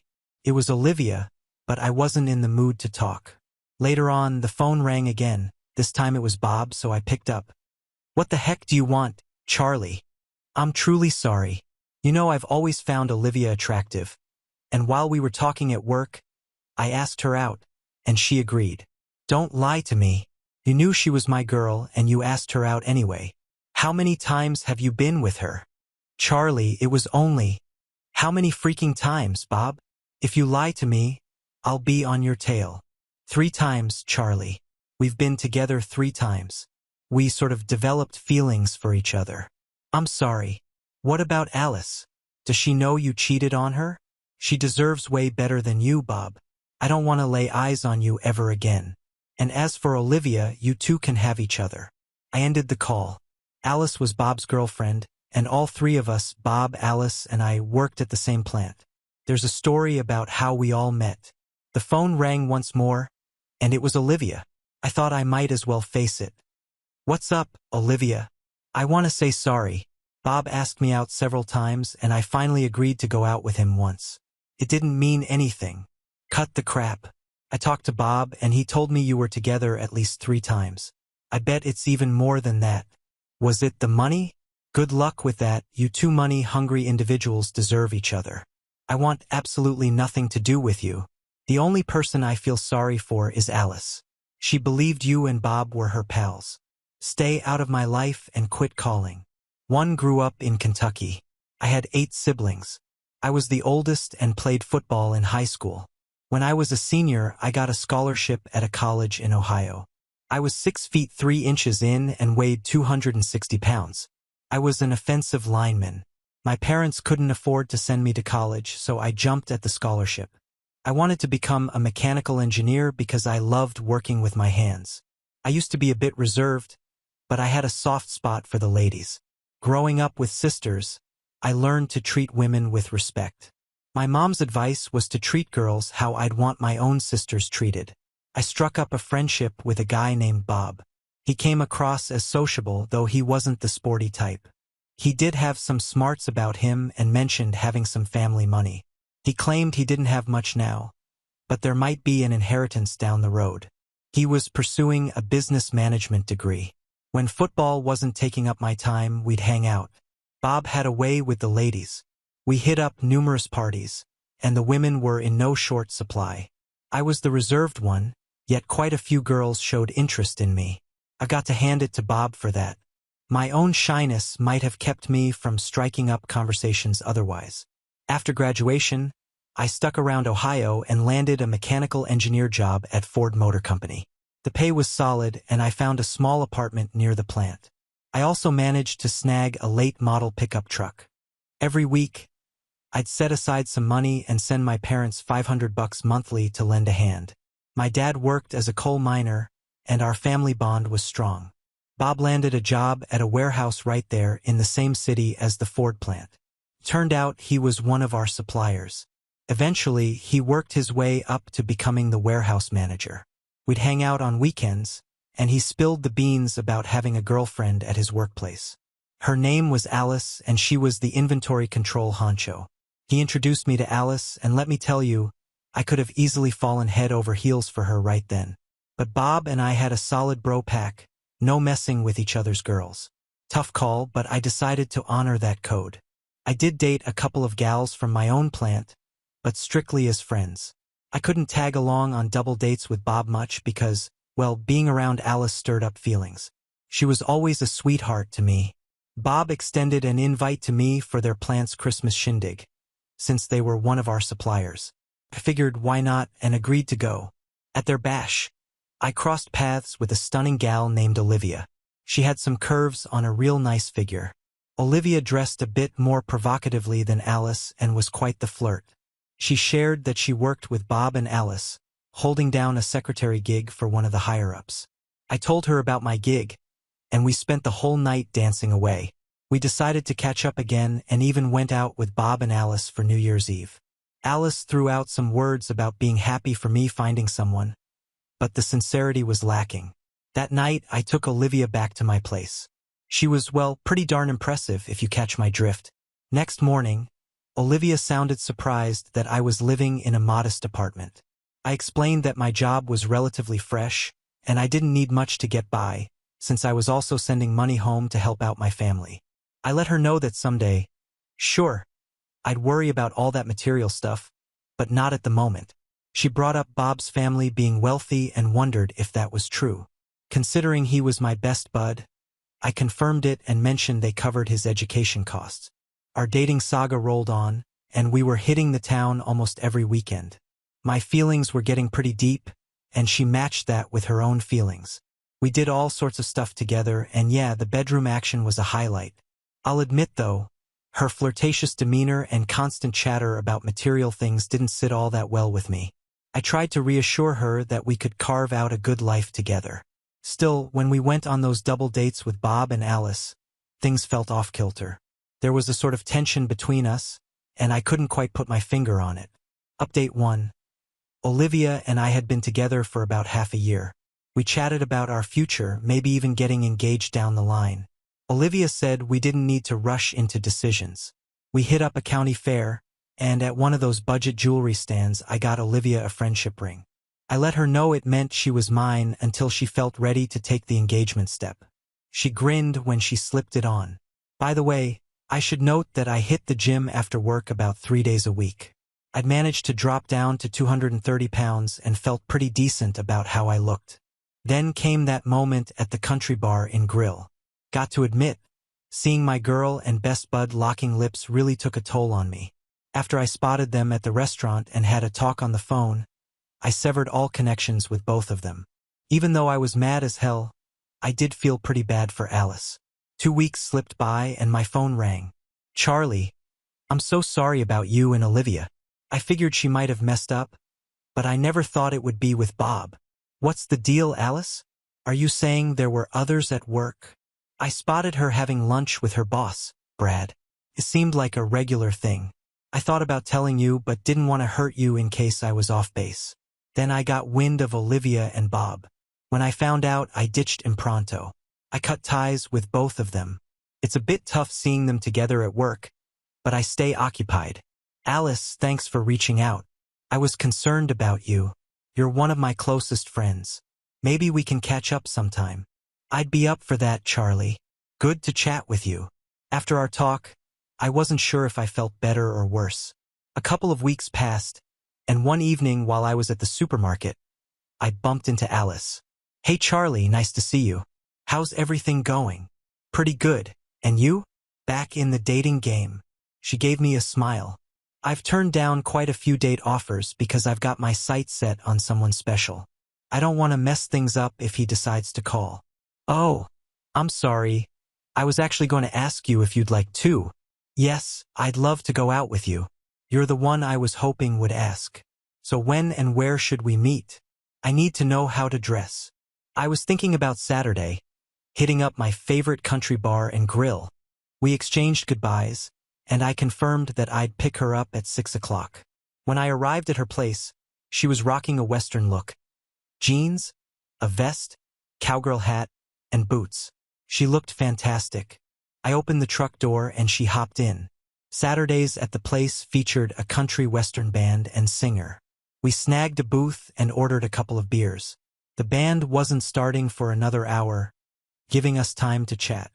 I was surprised to discover she was originally from Kentucky, just a county over from where I grew up. She went to college there, applied for jobs, and eventually landed a gig at the supply plant in Ohio. We placed our food order. I went for a double bacon cheeseburger and fries while she opted for a Reuben sandwich, and we shared the fries. Felt really nice to reconnect with her. She did inquire if this was the same bar where I caught Bob and Olivia. I confirmed that it was indeed the place, but I wasn't going to let a couple of cheaters ruin my favorite hangout spot. She just gave me a smile in response. Once the band started playing, we got up to dance. They kicked things off with 2 slow songs to encourage couples onto the dance floor. Their playlist always featured the classic hits. That's what the crowd wanted to hear. They switched to a faster tune, and both of us sat out. I mentioned to Alice that I wasn't much into the fast dances, but I enjoyed watching the women move. They played a couple of Roy Orbison tunes, and I always had a soft spot for his music. Following that, they performed a few songs by Loretta Lynn. Alice and I took to the floor for the slow ones. The announcer called the ladies up for some line dancing, and a few guys even joined them. "Why not join the line dancing?" I playfully asked Alice. "You just want to check out my big ass," she teased, smiling as she got up to join the other women. The line dancing started, and I couldn't help but keep my eyes on Alice. She looked right at me and gave her booty a little shake. I grinned and even clapped for her after the song wrapped up. She came over with a smile, and I leaned in to kiss her. Pulling back, I apologized. "I'm not sorry," she replied, kissing me again. We had a blast dancing and enjoying a few beers. Time flew by way too quickly. They announced that the last song was up next.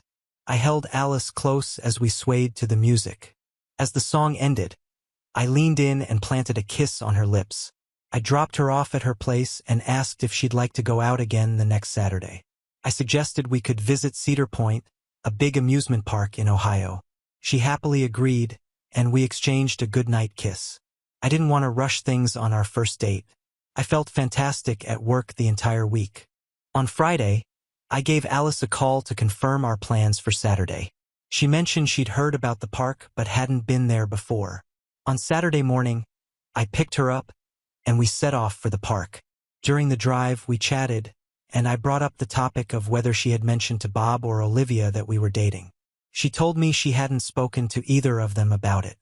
We had an amazing time riding all the roller coasters and trying out various other rides. The park also had a bunch of shows that we caught. On our way back, we decided to grab dinner at a Texas roadhouse. By the time we reached home, we were both pretty exhausted.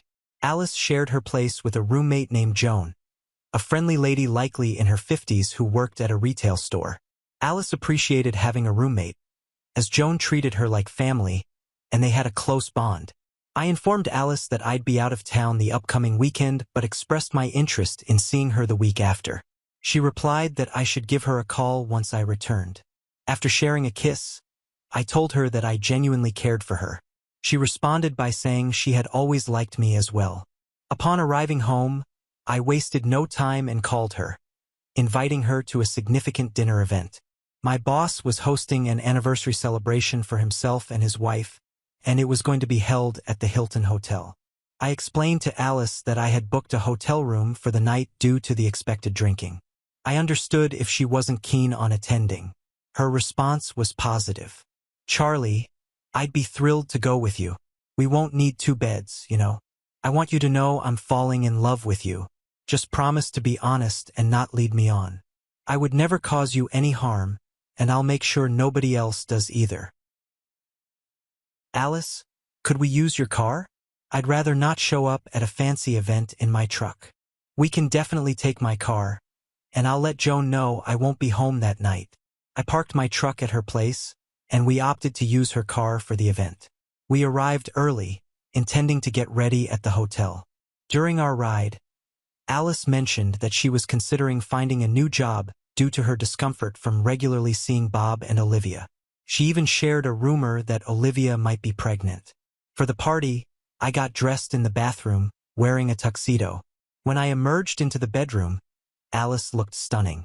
She wore a form-fitting blue dress that highlighted her figure, and her hair flowed down to her shoulders.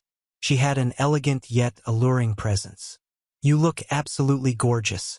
I might not even care about the party itself," I remarked. Her response was cheeky. "Oh no, you don't. I didn't go through all this effort just to change again." She said it with a smile, and we headed downstairs to the party. Upon our arrival, my boss and his wife greeted us. He introduced his wife and extended a warm welcome to the party.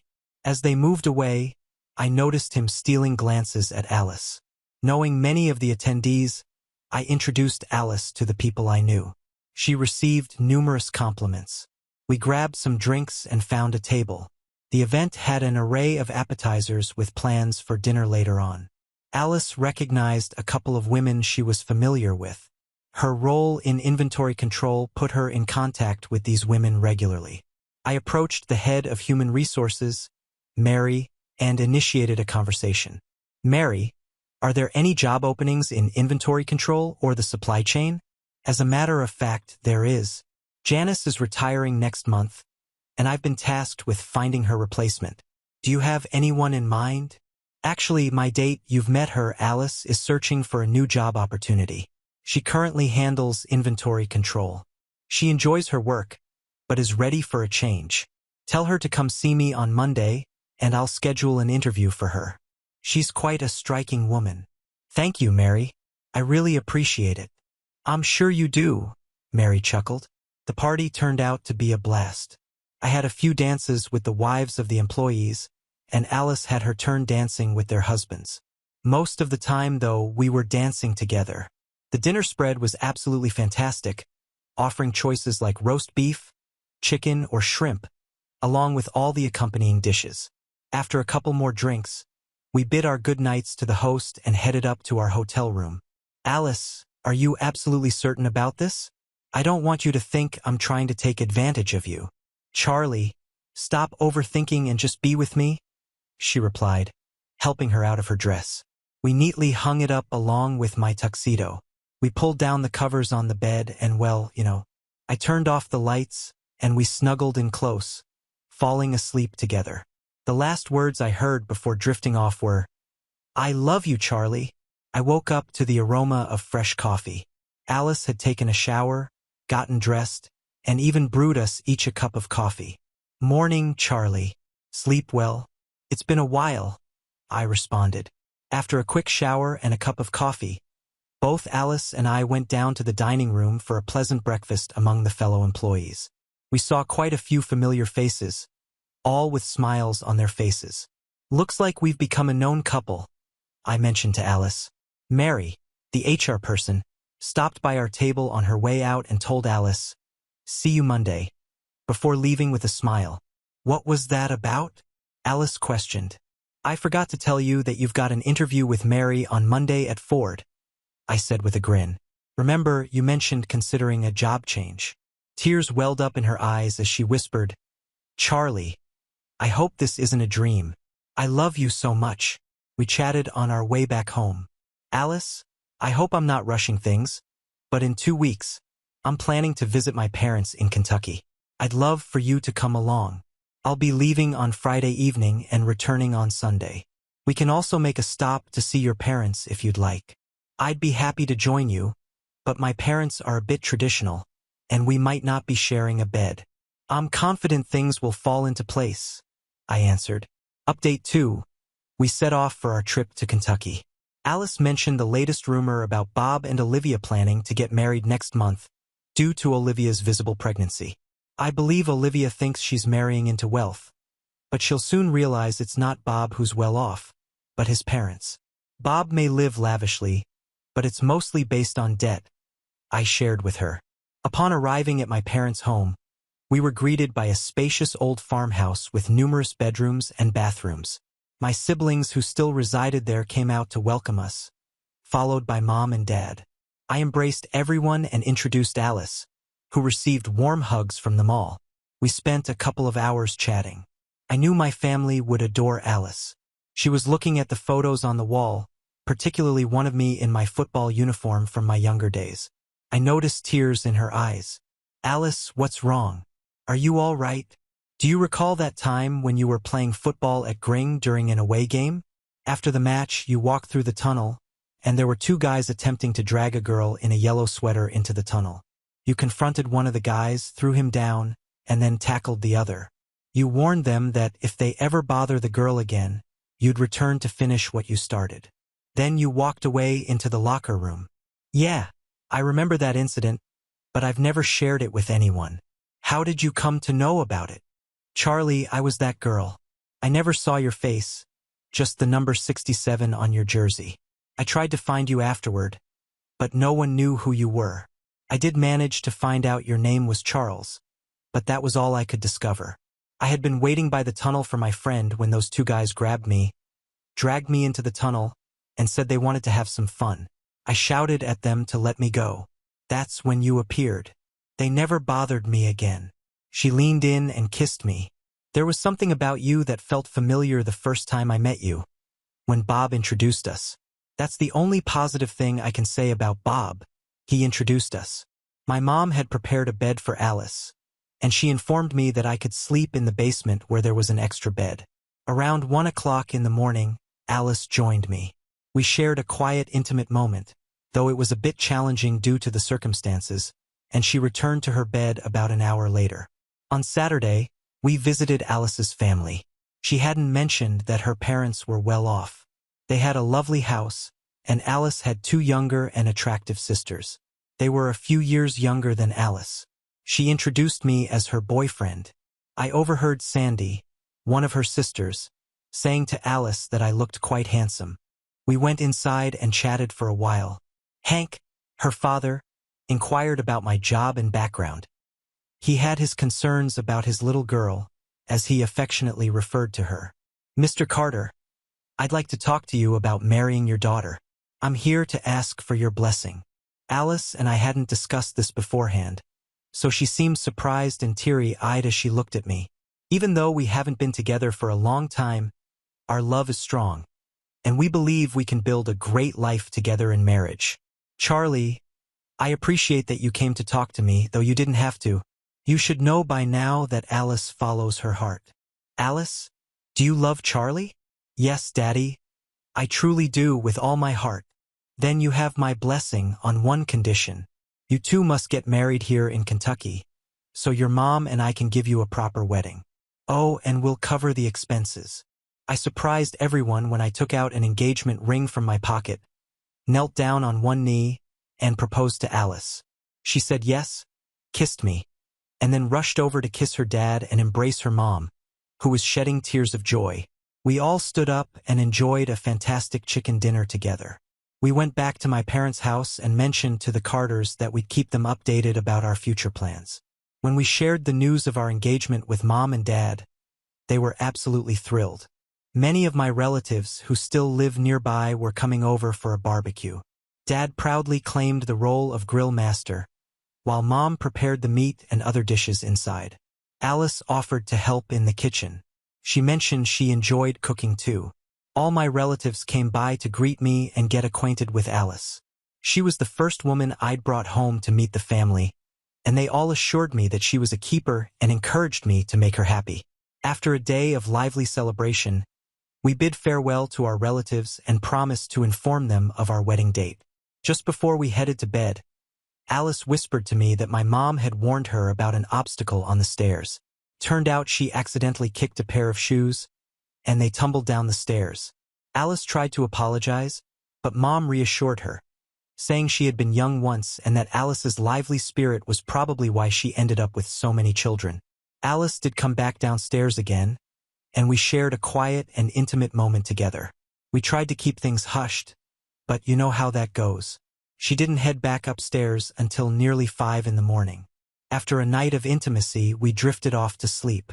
In the morning, Mom and Alice exchanged knowing smiles. We all had a hearty country breakfast, then said our goodbyes with hugs and kisses before making our way home. On Monday, Alice had her appointment with the HR department. By Tuesday, she received a call from Mary, who informed her that she got the job and could submit her 2-week notice.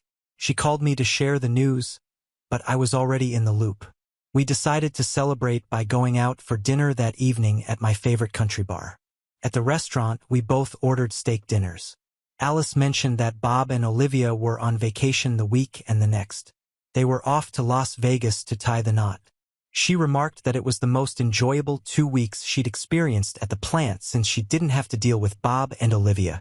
She added that everyone was sad to see her leave, but they understood she was moving on to a better opportunity. Working at Ford meant having some of the highest-paying jobs in the region. Alice felt fortunate to have secured the interview and the job offer. She had earned it. She kept our dating and engagement a secret from everyone else. She revealed that she left an anonymous note on Bob's desk before departing. The note advised him to consider a DNA test once the baby was born, given his wife's frequent lunches with her boss. The note concluded with congratulations, but she deliberately left it unsigned. From the time she started at our workplace, she always wore a radiant smile. Whenever guys approached her for dates, she proudly displayed her engagement ring and made it clear that she was engaged to me. They wisely knew not to cross any boundaries. Alice shared that Joan was assisting her in planning the wedding. Joan played the role of a caring guardian. Joan had a married daughter of her own, and she and Alice became close friends, sharing expenses as roommates. I made it a point to drop by a couple of times each week to lend a hand wherever needed. I reached out to my mom and asked if she could provide a list of relatives and friends to invite from our side of the family. My mom took it a step further and bought invitations, taking care of the invites for us. I provided her with the wedding date, which was set for 4 months down the line. Alice spoke to her mom and shared the wedding date with her as well. Her parents were taking on the responsibility of finding a suitable church and a spacious venue for the reception. Her mom volunteered to handle sending out invitations to their side of the family. Given her dad's business background, he had numerous connections and clients, While I was quite anxious about everything, I was actually contributing the least. I approached several colleagues at work to see if they'd be interested in attending the wedding. I informed them that we were planning to get married in Kentucky. Surprisingly, many expressed their intention to attend. Thanks to Joan's connections at the retail store, she arranged for a dressmaker for Alice's wedding gown. Joan also confirmed that she and her daughter would be present at the event. Sophie, Alice's mother, called and informed us that she had secured a caterer. However, she mentioned that she would need a head count closer to the wedding date. Sophie also mentioned that her husband Hank had lined up a talented band. It seemed like all the pieces were falling into place. I asked Alice if she thought we were going overboard with the preparations. It was clear that this wedding was going to come with a hefty price tag. Charlie, this grand wedding idea is entirely my parents' vision. They've dreamed of this kind of wedding since we were little girls. Trust me, my sisters will be having similarly lavish weddings. Why didn't you ever tell me you came from a wealthy background? I kept my family's financial background hidden because I wanted you to be interested in me for who I am. Just so you know, I only shared this with Joan, and not even Bob knows. Does this revelation change anything for you? No, I'm interested in you as a person, not anything else. If you'd like, I'm willing to sign a prenuptial agreement. Charlie, there won't be any need for a prenup. I believe we'll be together forever. Besides, I don't possess much wealth at the moment, perhaps in the future through inheritance, but not much now. I'll have a loving husband to support me. Alice sorted out her wedding party lineup. Her father would walk her down the aisle. Her older sister would serve as the maid of honor, while her younger sister would be one of the bridesmaids. She invited my two married sisters to be brides as well. My brothers-in-law would be my groomsmen, and my single brothers would be paired with her sisters. It turned out that my younger brother would be my best man. My niece and nephew were chosen as the flower girl and ring bearer respectively. We reached out to them all and they gladly accepted. Thankfully, it truly became a family affair. Alice was thriving in her new job, and everyone admired her. She was well loved by her colleagues. What's not to like? A dilemma arose since she had only worked there for 4 months. She hadn't aced any vacation days. We brainstormed and considered the option of heading down on Friday night, getting married on Saturday, and returning on Sunday. It would be a whirlwind, but with limited choices, it seemed doable. Just 2 weeks before the wedding, the plant manager summoned me to his office. We had a good rapport, and he even mentioned that he was planning to attend the wedding. Hey Charlie, I heard you're dealing with an issue around the time of your wedding. Mary mentioned that you're leaving on Friday, tying the knot on Saturday, and returning on Sunday. Is that right? Yeah, Mark, that's the plan. Alice doesn't have any vacation days left. Well, Charlie, make sure you let your lovely wife know that we're granting her personal time from Thursday all the way through the next week. Also, I've got 2 tickets for a 4-day cruise as a honeymoon gift. Thanks, Mark. I'm sure she'll be thrilled. I shook his hand and got in touch with Alice in her office to inform her that we're going out for lunch. I told her I had something important to discuss. While at the restaurant, Alice inquired, "What's up, Charlie? What's this thing you want to talk about?" Mark called me into his office and informed me that they're giving you time off from Thursday to the entire following week. We don't have to rush to get there or hurry back. And wait, there's more. He gave us 2 tickets for a 4-day cruise as a wedding gift. I placed the tickets on the table. Naturally, my Alice started tearing up. We had everything ready for the wedding, and we could head down on Thursday, which made things simpler for us. Rehearsal and the rehearsal dinner took place on Friday. I checked with my dad if he needed money, and he shared that he had kept aside the money I sent him since we announced the wedding. I really admired and respected that man. After the dinner, I gave Alice a kiss and let her know I'd be seeing her the next day. Alice had informed her mom about the number of people attending both the wedding and the reception. She didn't tell me the count, mentioning that I was already nervous enough. I knew all my siblings, aunts, uncles, and their families would be present. I heard that the motels in both counties had been fully booked for months. I hoped that our guests were able to find accommodations. On Saturday morning, I woke up, and my mom insisted I have breakfast. I couldn't go through the whole day on an empty, anxious stomach. During our breakfast conversation, Mom mentioned that they had met the Carters and found them to be really friendly people who thought highly of me. After breakfast, I took a long shower and shaved. I got dressed in my tuxedo, a white one to match Alice's dress. My brothers were also there wearing black tuxedos. All four of them were part of the wedding party. It was time to head to the church. The church was located in the neighboring county, but it was only 20 miles away. The church was quite large, and my brother mentioned that it could accommodate more than 600 people. As the guests began to arrive, my brothers and I helped them find their seats. As they walked in, they said I didn't have to assist, but I insisted on doing something. Joan and her daughter showed up, and I directed them to sit with the families on Alice's side. I was seating relatives whom I hadn't seen in years. I was happy to spot some of my coworkers at the event. My boss Mark and his wife had flown in for the occasion. I was then instructed to go to the front of the church because Alice's limousine had arrived, and I wasn't supposed to see her before the ceremony. I went up to chat with my parents briefly. A woman began playing some music on the organ. After a couple of songs, an announcement was made for the guests to take their seats as the wedding was about to start. Every wedding has its unique touches, and I walked to the front and stood beside the minister. The first one to walk down the aisle was Sandy, accompanied by my brother. They made a great-looking pair. They both went up to the front and took their positions. Following them was Marie, who came down with my other single brother. After that, my married brothers walked down with their wives. One of my nephews then came down as the ring bearer, while I held the actual wedding ring in my pocket. Two men rolled out a white cloth, and my niece strolled down the aisle scattering rose petals. The music shifted, and everyone stood up. The wedding march began, and Alice was making her way down the aisle, escorted by her very proud father. She looked incredibly beautiful, like an angel. I could feel tears streaming down my face. Who presents this woman to this man? Her mother and I, her father replied. We exchanged our vows. I placed the ring on her finger, and then I was given the go-ahead to kiss the bride, which I did. Ladies and gentlemen, I introduce to you Mr. and Mrs. Charles Jones. Everyone rose to their feet and cheered.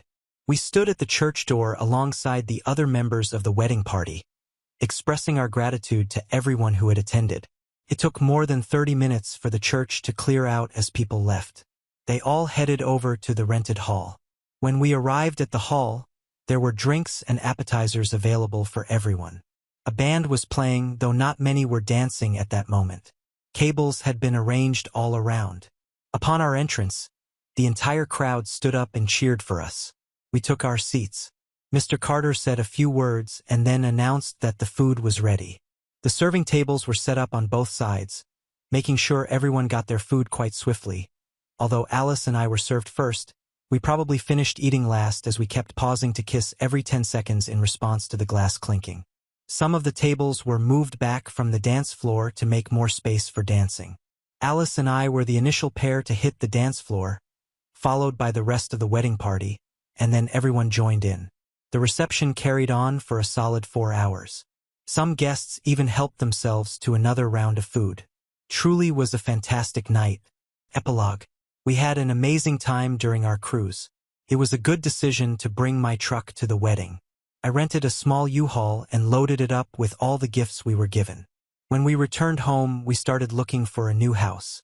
Eventually, we found a nice 3-bedroom home with a hot tub. We spent a couple of weeks at my small apartment initially, but Alice felt we needed something a bit more spacious. We decided to leave the gifts we brought back at Joan's house since we wouldn't be living there.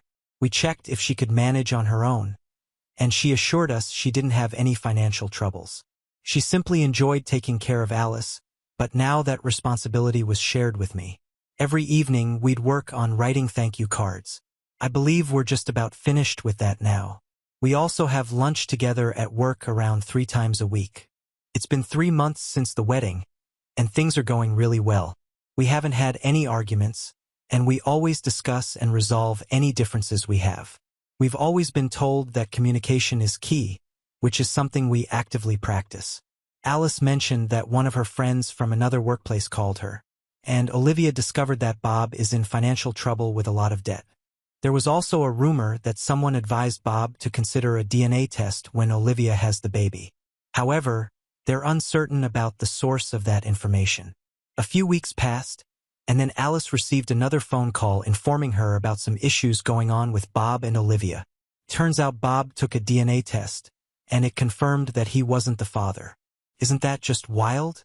Thanks for reading my story. The part about the country music is true. I actually saw it on PBS. Now on to the next story. Story 4. Husband secretly used my savings to buy a spoiled daughter a car without asking, but she refuses to let me use it after a fight. I threaten him with divorce. I am 27 and my husband, Michael, is 36. We tied the knot 6 months ago, but we've been together for about 4 years. My husband has a 16-year-old daughter named Carrie. Me and my husband were in a relationship long before he introduced me to his daughter, Carrie. She shares a close bond with her mom, even though her parents separated years ago and her mom has since remarried. In the beginning, her mother tried to pollute her mind, saying her dad had been cheating on her with me. This is why Carrie has hated me from day one, even though her dad has clarified to her several times that we met long after her parents' divorce. She has always perceived that I'm attempting to take the place of her mom, even though it's a role I have never really aimed for or tried to fulfill. I have only wanted to be a responsible role model for her and tried to let our relationship develop on her terms since she was nearly an adult when we met, but she was not interested.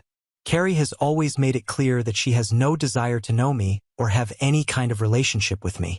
It has always seemed to me that she simply did not want her father Michael to move on, and this is why she hates me despite my genuine efforts to extend help. She consistently treats me poorly. It's been nearly a year and a half and there's been no positive change. I've attempted various approaches, such as giving her gifts, discussing relatable topics, and sharing my own experiences from when I was her age, but nothing seems to resonate with her. In the beginning, Carrie lived with her mother, but around a year ago, Carrie expressed her wish to live with her dad. The decision was influenced by the fact that our school district had a better basketball team, something she was passionate about and planned to play well into college. My husband discussed with me the idea of Carrie moving in with me, and at first, I was a bit worried, but he assured me, saying that this would allow me and Carrie to get to know each other better. I started feeling genuinely excited about it. I saw her as a wonderful addition to our family. When Carrie moved in, she seemed at first content with her new home and school, but she wasn't particularly thrilled to see me, which I knew all along, but I thought things would get better over time, but it never did.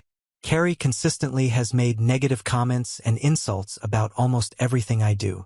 Michael is not really an involved parent, hence as a result, he doesn't check things like if Carrie completes her assignment or not, or if she is sneaking out in the middle of the night to drink with her friends. I noticed all these things and for her welfare, talked with Michael about it.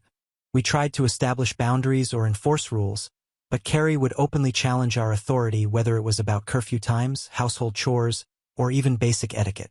She made a point to defy our instructions and complain to her father about how we shouldn't interfere in her life. She would also talk to her mom and say how I was trying to control her life, and Na would call and scream at me. I have noticed that she enters my office without knocking to read my personal messages or eavesdrop on phone conversations. When I confronted her about it, she justified saying she just wanted to make sure that I was not cheating behind her father's back. This shocked me, and later when Michael decided to have a conversation with her regarding her statement, Carrie told him how she thought I was just a gold digger who was after his money. This is absolutely not true since I am the only child of my parents who are quite wealthy themselves. I continue to work and have never asked my husband for anything. We even bought this house together where Carrie lives, yet she had the audacity to call me such names. She doesn't eat the food I cook as a way of showing how she thinks that I suck at everything. In the beginning, I used to think maybe she didn't like my style of cooking, so I tried to learn her favorite dishes and left them in the fridge for her to eat whenever she wanted to.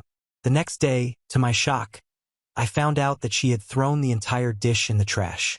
When this continued for 3 to 4 times, I stopped making any efforts whatsoever. If we were sitting all together as a family to watch a movie, she would either leave or sit beside her dad. If she has something to say, then she will ask her dad to come to her room and talk, although it would be something totally normal like asking permission to go somewhere or something about school.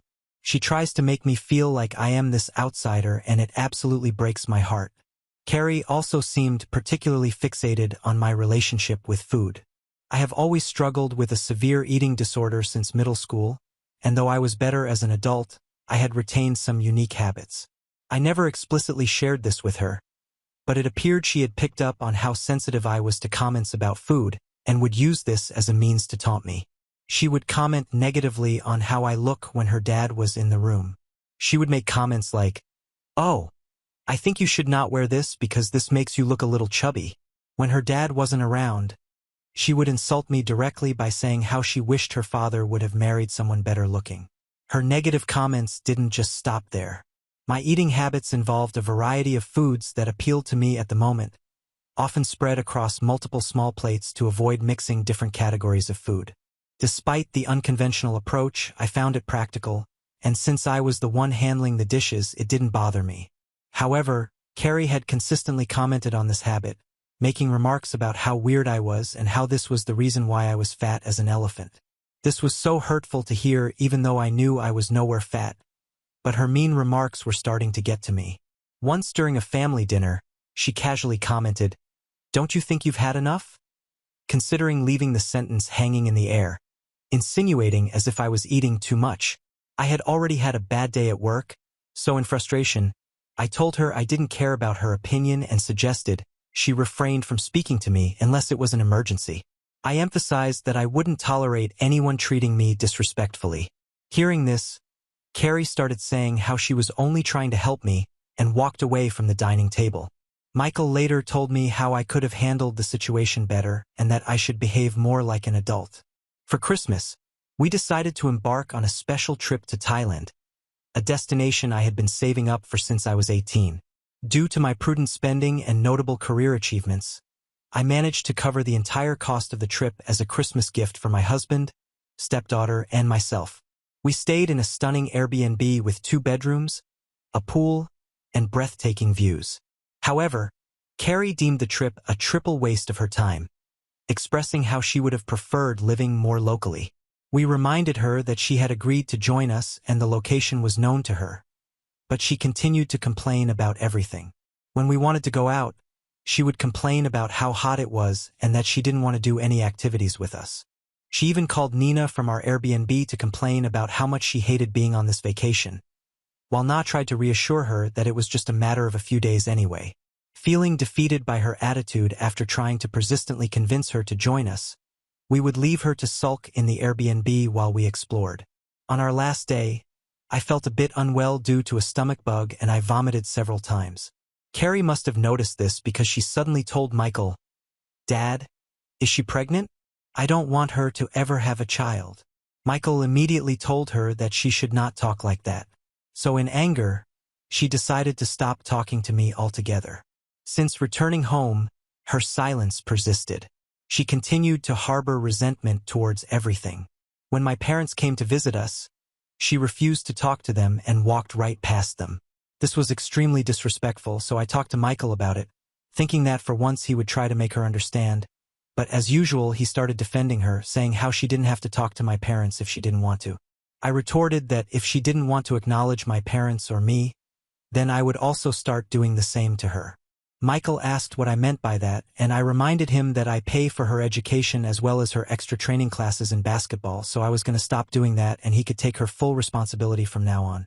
I would also stop doing any chores for her and he could start doing her dirty laundry, washing her dishes, and cooking her food. Hearing this, he immediately tried to backtrack, saying how I don't have to take things so far and that he would talk to her that night. I heard him go into his room to talk, but just a few minutes later, I could hear Carrie screaming. I barged into the room due to the commotion to hear Carrie cursing me out, saying how she wished Michael had never met me and that she wished that I was dead. This shocked me immensely, but before I could say something, Michael lost his control. He screamed at her that he had enough of her teenage rebellion and that he was doing everything he could to make this relationship work, but if she didn't like living with us, then she was welcome to go back to her mom. Carrie had tears in her eyes since this was the first time that I had ever heard Michael finally stand up to her.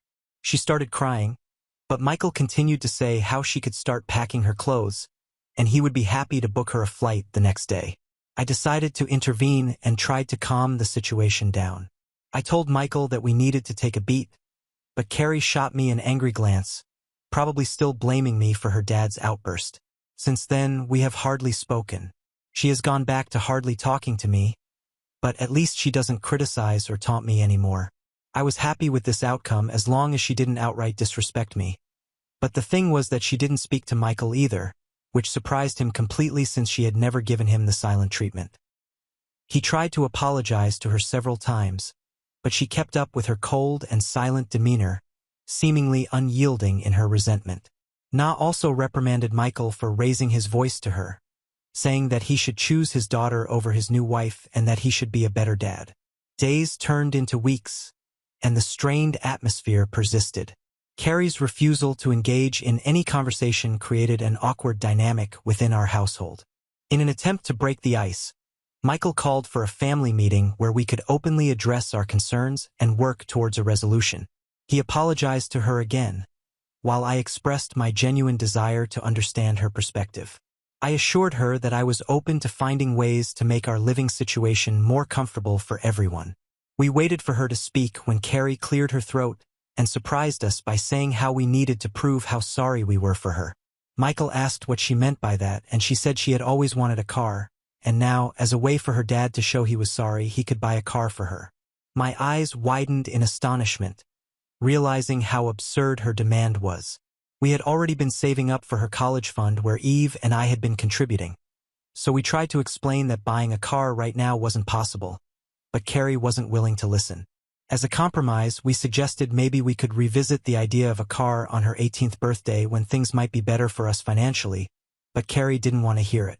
She was stubborn and only focused on getting what she wanted right away, even if it wasn't practical. She started telling Michael how he could only fix things by giving her what she wanted, otherwise she would continue to not talk to him. The whole situation made it clear to me that Carrie's request for a car was about more than just wanting a vehicle. It seemed like she was using it as a way to manipulate us and test how much control she had in our family. Our family meeting ended at an impasse. Later, I talked with Michael, saying how he needed to talk to Carrie further and make her understand that buying a car right now was not something we could afford. Michael asked if we should break off our bonds so we could buy a car for her, but I firmly told him that they were our retirement plans and it would not be wise to do that. Last week, while I was away on a business trip, I received a call from Michael that left me utterly shocked. He informed me that he had used all of our joint savings to buy a car for Carrie. My initial response was a mix of shock and betrayal. This account mainly had my savings since Michael used most of his money for Carrie's daily expenditures. I had been saving this money for quite some time and they were my emergency fund for a rainy day. He had absolutely no right to make such a significant financial decision without discussing it with me. Michael tried to justify, saying how he had been feeling guilty and urged me to see that now that we had bought this car for his daughter, she would forgive us and treat us better for the sake of our family's peace. No matter how hurt I was, I decided to let things go because I thought Carrie and I would have a better relationship after this. However, upon my return, the situation escalated further when I discovered the hard way that the car was not meant for our family's use, but exclusively for Carrie. You see, yesterday when I wanted to go to the grocery store and asked Carrie for the keys since Michael had taken our car that day for work, she looked at me with a mix of disdain and defiance, declaring, "You're not allowed to use my car."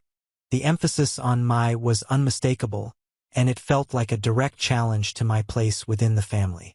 The audacity of the statement stunned me, but I decided it was time to assert myself. I calmly looked at her, noticed her keys were on the desk, grabbed them, and walked out to the car. Carrie looked at me with a mixture of disbelief and annoyance. I could see the gears turning in her mind as she processed the unexpected turn of events. Then she started yelling behind me, saying how I had no right to take her keys. She threatened to call the police on me. This is when I admit that I lost my head. I took a deep breath and continued, "Carrie, it's time we address the real issues here. This car was bought with our joint savings and it's meant to be a family asset. You cannot claim exclusive ownership, especially when it comes at the expense of my hard-earned money." I continued to tell her that if she wanted me to not drive it, then she needed to be an adult, get a job, save money, and buy a car for herself. I continued to tell her that she was welcome to call the police, and I would be happy to explain to them the entire situation. Her face was dumbstruck, taken aback by my assertiveness. At night, when Michael returned home, Carrie started complaining to him about me using the car and how I had taken the keys from her desk. When Michael confronted me about it, I told him that I needed the car since he had taken our car for work and I needed to go to the grocery store. To my surprise, instead of understanding, Michael asked me why I couldn't take an Uber to the store. I noticed Carrie smirking, seeing how her dad was taking her side. I calmly explained to Michael that this was our car also, and as Carrie was at home, I borrowed the car for some time.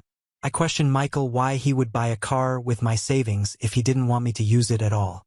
Michael sighed and urged me to be more understanding, emphasizing the difficulties Carrie faced in adjusting to our family. Feeling frustrated and cornered, I couldn't hold back my emotions any longer.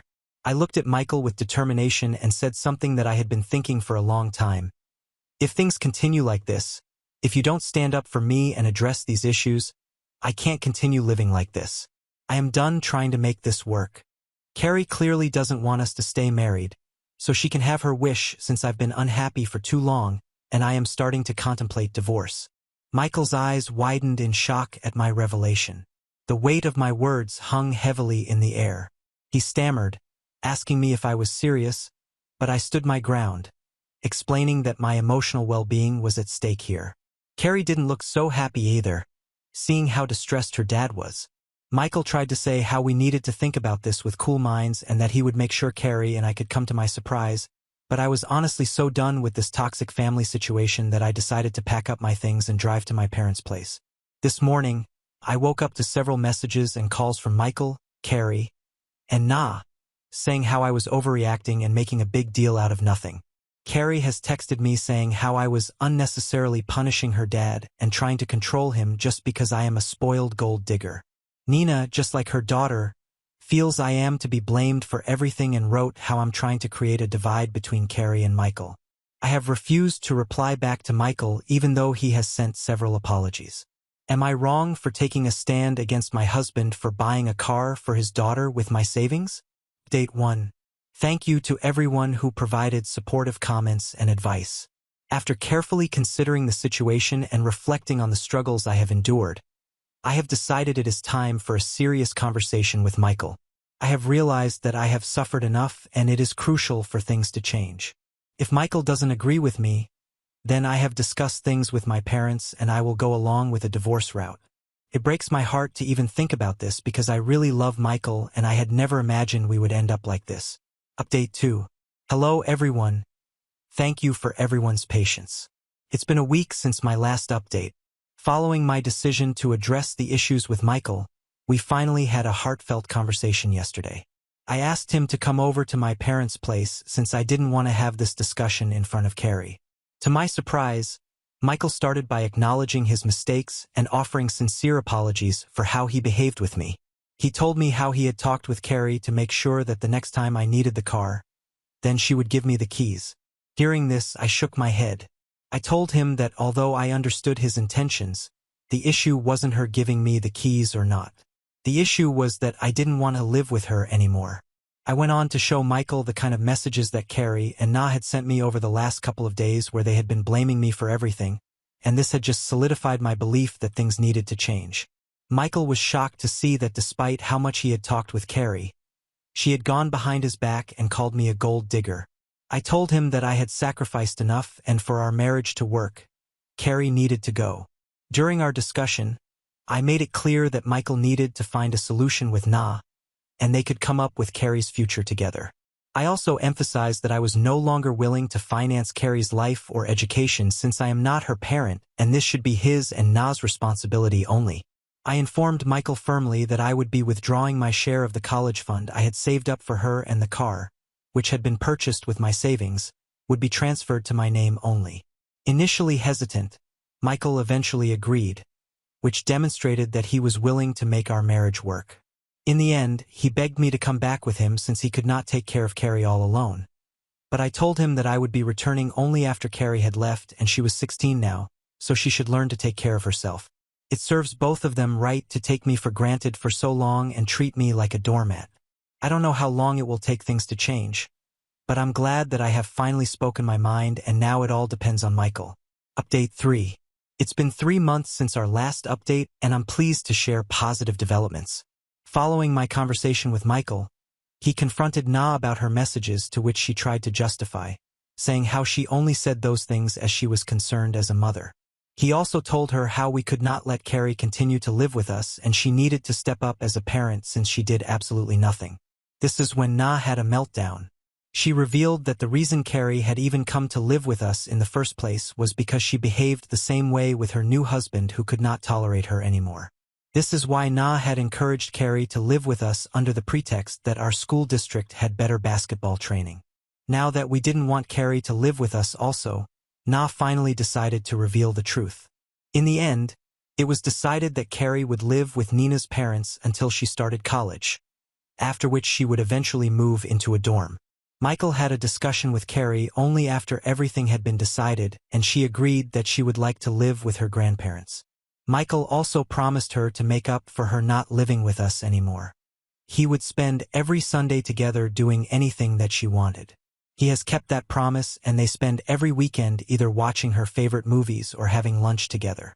He is also encouraging her slowly to go to therapy. Michael and Na are actively saving to purchase a separate car for Carrie which they plan to gift on her 18th birthday. After this arrangement was done, I decided to move back to our house. And I have to say that my relationship with Michael has seen further improvement. I no longer feel ashamed to wear anything I want or eat anything I want. I am also no longer financially responsible for Carrie's life and my mental health has improved considerably. Now on to the next story. Story 5. I overheard my wife and her AP humiliating me, and when I caught them, the AP tried to hurt me. Here's how I changed their lives. I've been E&M with my 36M wife, 40F, for over a decade. We've had our ups and downs, but generally, it's been great.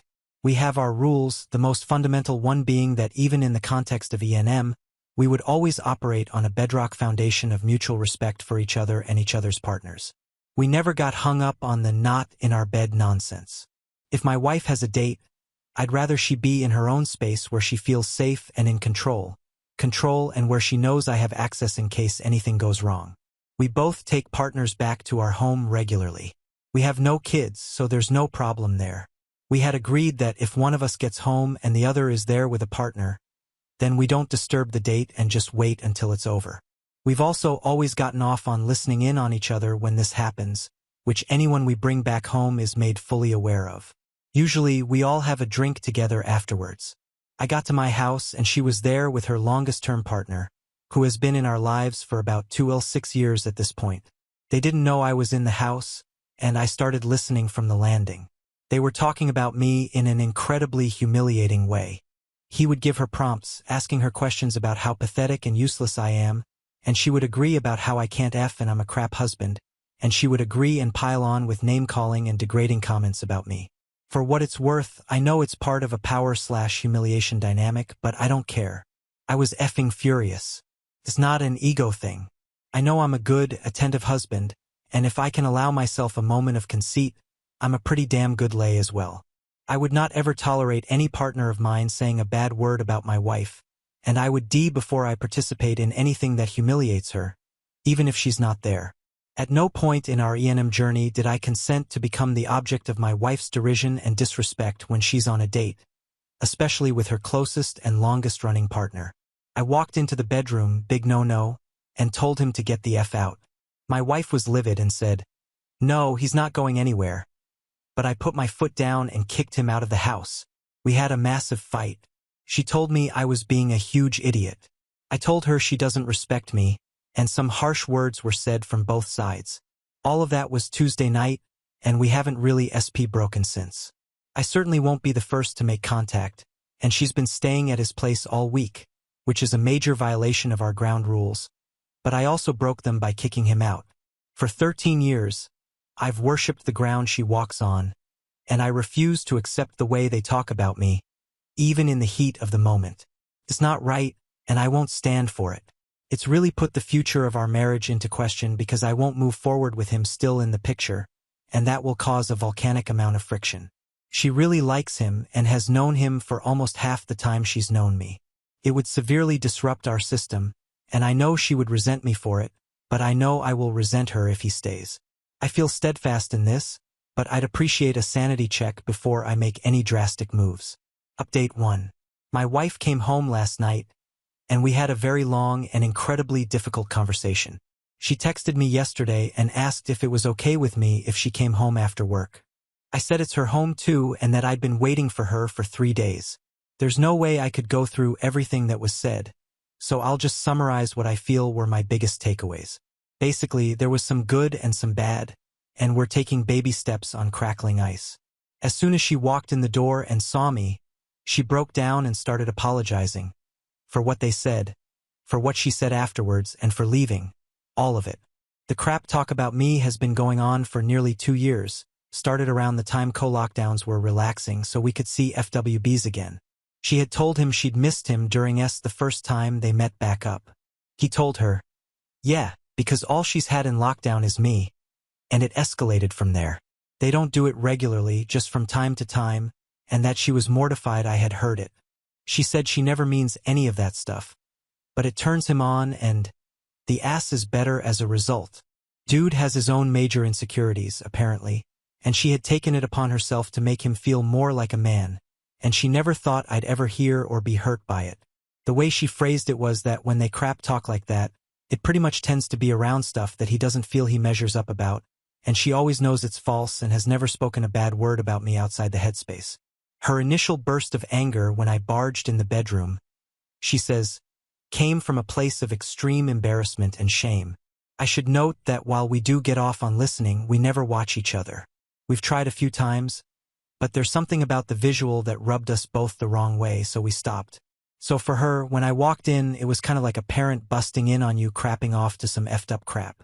It is also true that when I walked in, he did have her in a very vulnerable position, performing a humiliating act on her, so I see how that could have made her erupt in shame. Upon reflection, it may also be possible that seeing her in that compromised position added to my own anger in that moment as well. She was also feeling embarrassed on behalf of the guy, that she wasn't able to provide a safe place for him, and blamed me in the moment for embarrassing them both. This also fueled her defensiveness afterwards and her refusal to back down or concede anything. I made her feel like apparently, she apologized unreservedly for not acknowledging my feelings on the night and for not apologizing straight away. She regrets the things she said during our big fight and that I was totally right to feel the way I did, and that she was just feeling humiliated and cornered, but that she knows I must have felt even worse. I asked her if she loves him. Of course not, she says. They have great sale chemistry and she cares about him a lot, but they would never be compatible in real life, and not once has she ever contemplated a future with him. It somehow upset her that I would think that. However, she confessed that she has known for over a year that he has been in love with her since at least before the pandemic. He tells her frequently, but she never says it back. She said that it made their time together more iney and enjoyable, and since she knew she could never reciprocate his feelings, it wasn't a threat. She's made it clear to him plenty of times that a future between them wasn't on the cards. This part has been really difficult for me to process. She said they would stop that kind of talk going forward. I said, not good enough. I want him out. She started crying and said she feared I would want that but hoped I wouldn't. She asked if there's any way they might be able to continue. I said she could hang out with him all she wants, but she'd be doing it as a single woman. She cried, but she agreed to break things off. She asked if they can meet up one more time because they never got the chance to say bye.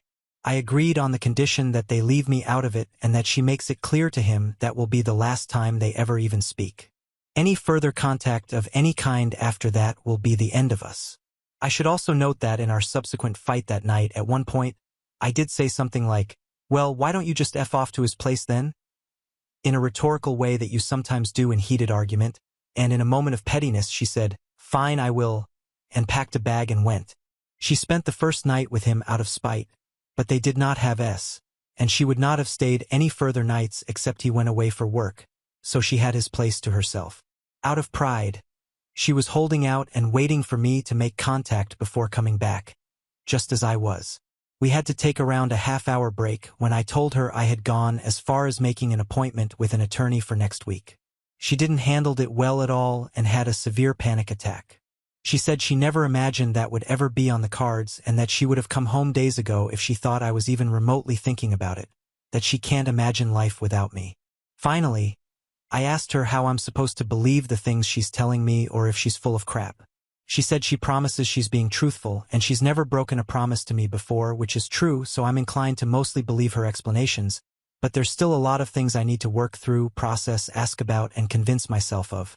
We decided we would close the marriage for a couple of months to focus on our own relationship and then reassess. I've canceled my meeting with the lawyer, and we're going to go to counseling. Any suggestions on how to find E&M-friendly therapists would be helpful. I never thought we'd ever be here, so I have no idea where to start looking. She offered to close her side unilaterally and let me keep seeing my partners, but this is about both of us. I'm not interested in having her punish herself for the sake of it. I still have to figure out if 1, I really fully believe what she told me, and 2, if I'm satisfied to continue. I'll take our time while we're close to make up my mind. It'll be tough, but I'm willing to at least try and work on it. I've been steeling myself for divorce all week, so that's the mindset I've been in, and I acknowledge that I owe it at least to the relationship we had to give it a hard try. Edit. A lot of you in the comments have been asking why I would ever allow one final date between them, especially a private one. Believe me, I've considered a lot of the same things that you've mentioned. Why would she even want to? Does she really not love him? It's only adding to the disrespect, etc. The main reason I'm agreeing to it is, counterintuitively, to give our marriage the best chance going forward. I don't want there to always be the chip in her head of, I wish we had one last day, on top of whatever other resentment she might already feel from having to break up. I'm only doing this under the strict understanding that any more crap or any more contact after this in any way whatsoever is an immediate guillotine to our marriage. No trial, no appeal, just summary execution right then and there.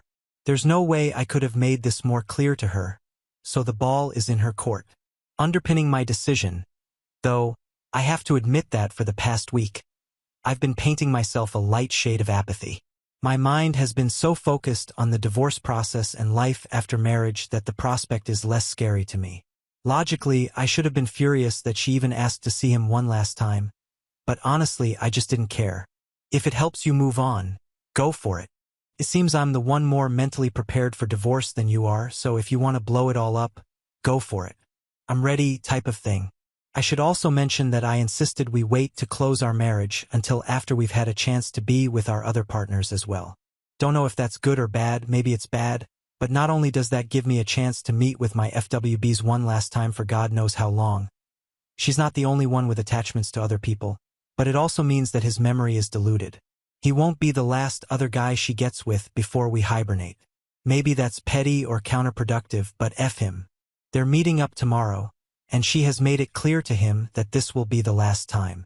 If she wants to violate that pledge or any other, then I'm already 3 to 4 steps ahead on the other side, so I'm just not scared, even if it backfires. Update 2. I didn't really plan to write another update, but a bunch of you have DM'd me asking about what's been happening, so maybe it's worth one. Firstly, we found an E&M-friendly therapist with some really good references, so we've gone to see her 4 times so far, which she said was a pretty intense schedule, and that usually she recommends weekly or bi-weekly appointments, but that given the crisis we are in, we would benefit from more frequent sessions in the short term and saving our arguments SL discussions for our sessions with her so things don't get out of hand. We're officially closed now. We both saw who we needed to see, and it's just the 2 of us. The therapist said 2 months was nowhere near long enough, so we've closed indefinitely for now, and we'll see down the line when we open back up. My wife's FWB didn't take their split well. He came to the house to talk to me and try and change my mind, but I wouldn't open the door to him. Ended up calling the stops after he started getting aggressive. He's out of the picture now, and the even better news is that he was too upset to even consummate the last meeting of theirs. His last memory of us with my wife is me busting in on him, and now he has to live with that. Our 3rd therapy session was really brutal. She came clean about a bunch of stuff that really shocked me, maybe even more than the whole insult thing. She had been breaking ground rules pretty much left and right for the thrill of it, often in really specific and deliberate and pretty hurtful ways. My trust in her is pretty much non-existent right now, and regardless of therapy, I've given myself until the end of the year to begin feeling some trust in her again. Otherwise, I don't see much point going on. I'm struggling with bitterness due to the fact that trying to save my marriage means I'll likely lose other relationships with people special to me, and it could all be for no reason in the end. Right now, it's just one step at a time, not much more to do than fight through it, but I'm a fighter. P.S. None of you warned me how expensive therapy is, but you best believe it's coming out of the joint account. Little edit. Hey folks, I know that obviously this is a really bad situation, and she's done a lot wrong, but I should explain a bit about why I'm willing to fight for it and why I'd rather not see people denigrating her in these replies. Despite everything I've explained in these few posts, we're talking about a truly incredible woman. She's warm, she's loving, she's kind, she's so intelligent, she's fierce, she's always been the first to help whoever needs it, the last to leave when more still needs to be done. She takes care of her family, she's hilarious with a wicked sense of humor, she's adventurous, she loves life, she loves to laugh, and she doesn't suffer fools. She's also incredibly gorgeous, like actual magazine cover stunning, and if I can be a bit off color, she can F like Olympus thunder over the waves. She's been the love of my life. She's made some life-changing mistakes, but if there's any way to go back to what we had, I'm prepared to slog through pain to get there. Update 3. We tried our best, but unfortunately, it has not worked out. I haven't been able to get past it. There is no trust there anymore. There's fondness, but I don't know if I can even call it love anymore. She's pretty devastated, which I don't take any pleasure in. At least I'm doing a pretty decent job of letting go of the anger. The therapy has helped a lot for that. Maybe if it was just our relationship impacted, we might have been able to make it work, but it's had a ruinous effect on a number of other relationships as well and an impact on my life beyond just my marriage. Among other things, she had sought out and slept with a couple of close friends and a work subordinate of mine. Those friendships, which I've had for decades, are now over, and that person at work has been let go. All of it is having knock-on effects on other parts of my personal and work life. It's not something I can get over. The separation and divorce will at least be amicable. We won't be back battling it out in the courts. We've already agreed on a division of assets that we both agree is fair. Luckily, neither of us has had to rely financially on the other while we've been together. I've decided that after the divorce is finalized, I'll have no more contact with her whatsoever. I need a clean break.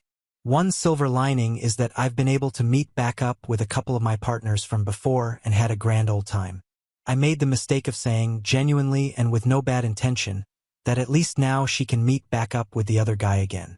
She didn't take that the way I meant it and thought I was having a dig at her, and we had a big fight, but then it moved over.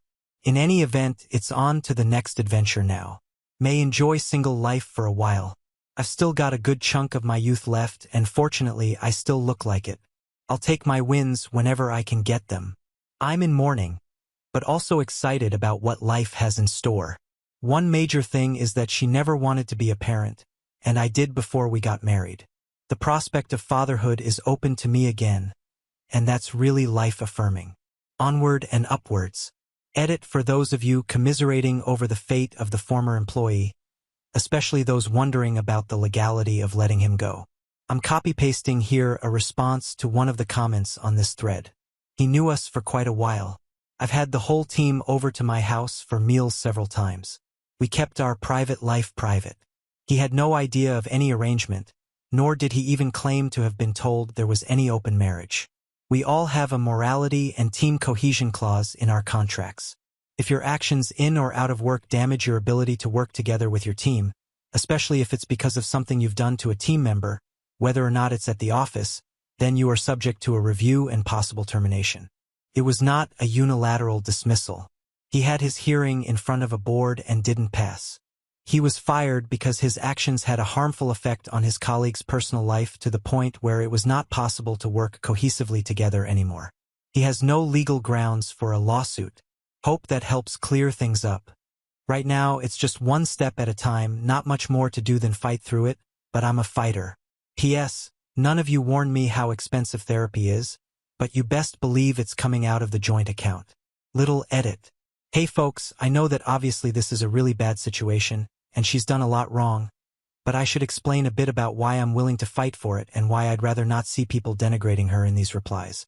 Despite everything I've explained in these few posts, we're talking about a truly incredible woman. She's warm, she's loving, she's kind, she's so intelligent, she's fierce, she's always been the first to help whoever needs it, the last to leave when more still needs to be done. She takes care of her family, she's hilarious with a wicked sense of humor, she's adventurous, she loves life, she loves to laugh, and she doesn't suffer fools. She's also incredibly gorgeous, like actual magazine cover stunning, and if I can be a bit off color, she can F like Olympus thunder over the waves. She's been the love of my life. She's made some life-changing mistakes, but if there's any way to go back to what we had, I'm prepared to slog through pain to get there. Update 3. We tried our best, but unfortunately, it has not worked out. I haven't been able to get past it. There is no trust there anymore. There's fondness, but I don't know if I can even call it love anymore. She's pretty devastated, which I don't take any pleasure in. At least I'm doing a pretty decent job of letting go of the anger. The therapy has helped a lot for that. Maybe if it was just our relationship impacted, we might have been able to make it work, but it's had a ruinous effect on a number of other relationships as well and an impact on my life beyond just my marriage.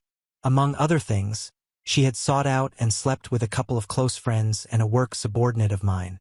Those friendships, which I've had for decades, are now over, and that person at work has been let go. All of it is having knock-on effects on other parts of my personal and work life. It's not something I can get over. The separation and divorce will at least be amicable. We won't be back battling it out in the courts. We've already agreed on a division of assets that we both agree is fair.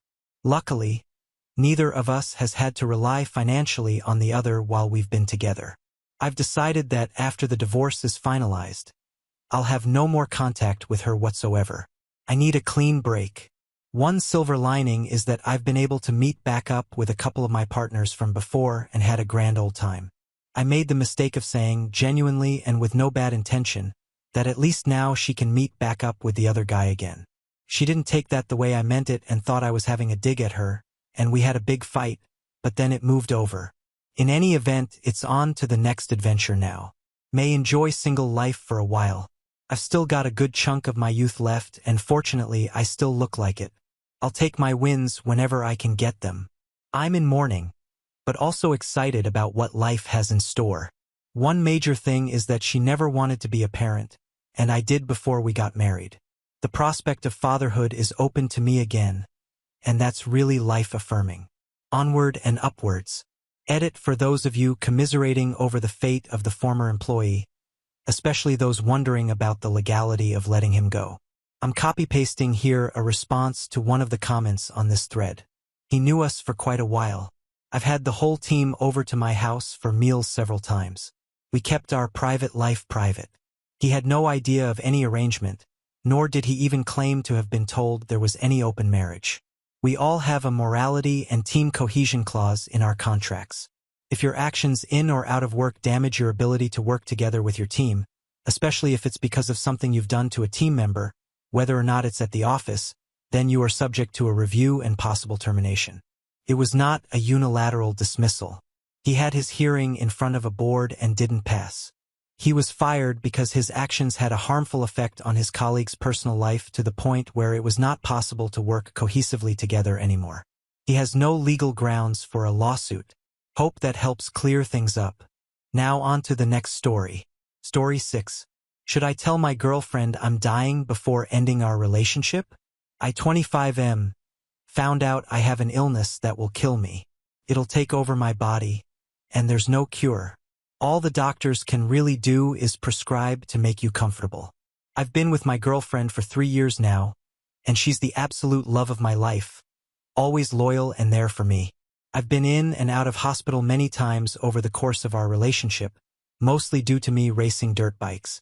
The most serious incident was a stab wound, and I remember how scared and screamy she got, even though I just needed stitches and got to go home the next day. This is not something where I can just go home the next day. I'm breaking up with her because she deserves to be happy with someone healthy who can give her the life she wants and children. I'm scared she'll want to stay if I tell her what's going on.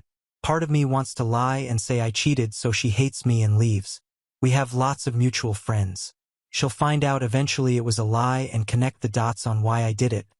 But thinking about her crying from that lie breaks my heart. I don't even know if this is the right sub to post it on. I just don't know what to do. Break up with her and tell her it's for her own good? Lie? Guess I also needed to vent because it just hit me this morning. I found out last week, but it just hit. I won't see 30. Edit for people asking me what my diagnosis and prognosis is. It's pancreatic cancer. Something like 95% of people diagnosed with it die in about 3 years. I wasn't even paying attention for not putting that in the post at the beginning. That's my bad. But as you can tell, I'm a little overwhelmed these days. First off, thank you to those saying kind things. Second, I realize how dumb I was being for wanting to lie to her. I made reservations at her favorite restaurant, and I'll tell her afterwards. Part of me hopes she doesn't stay, but we'll see what she chooses. Proposing? I've thought about marrying her ever since I saw her. It's cliché and cheesy, but I immediately fell in love with her eyes. However, after getting this diagnosis, I don't want to marry her. I can't let her be a widow this young. I'm already on the hunt for a ring, which she'll receive with a note and a gift for me after I'm done. I don't want to marry her anymore, but she'll know she's my one and only forever. Sorry for being cheesy or corny, but at this point, it's about any of that. I'm dying, LOL. Symptoms for those of you who might want to get tested. Went to the doctors for a checkup because I was losing weight despite my history of gaining, maintaining my weight. I work out 6 days a week, and while I'm no pro athlete, I'm by no means out of shape. Doctor blamed it on stress from work, which is true, my job is stressful, and said I can follow up with a specialist if I want medication for the stress. Went on with my life best I could, but kept losing weight, and everyone got worried. Went back to the doctors and they ordered blood work. Got the results, which obviously were not good, and got sent to a specialist. While everyone thought the stressful job was the true reason, I was getting tested and scanned at the hospital where they and I realized I have slight jaundice. They then asked what my crap was like, and I thought ABT had and told them. Apparently, your poop tells you a lot more than just general health tests, and scans showed I have a growth blah blah blah. You're now caught up to where I was told I have cancer, and now we're here. Date 1. I told my girlfriend I'm dying.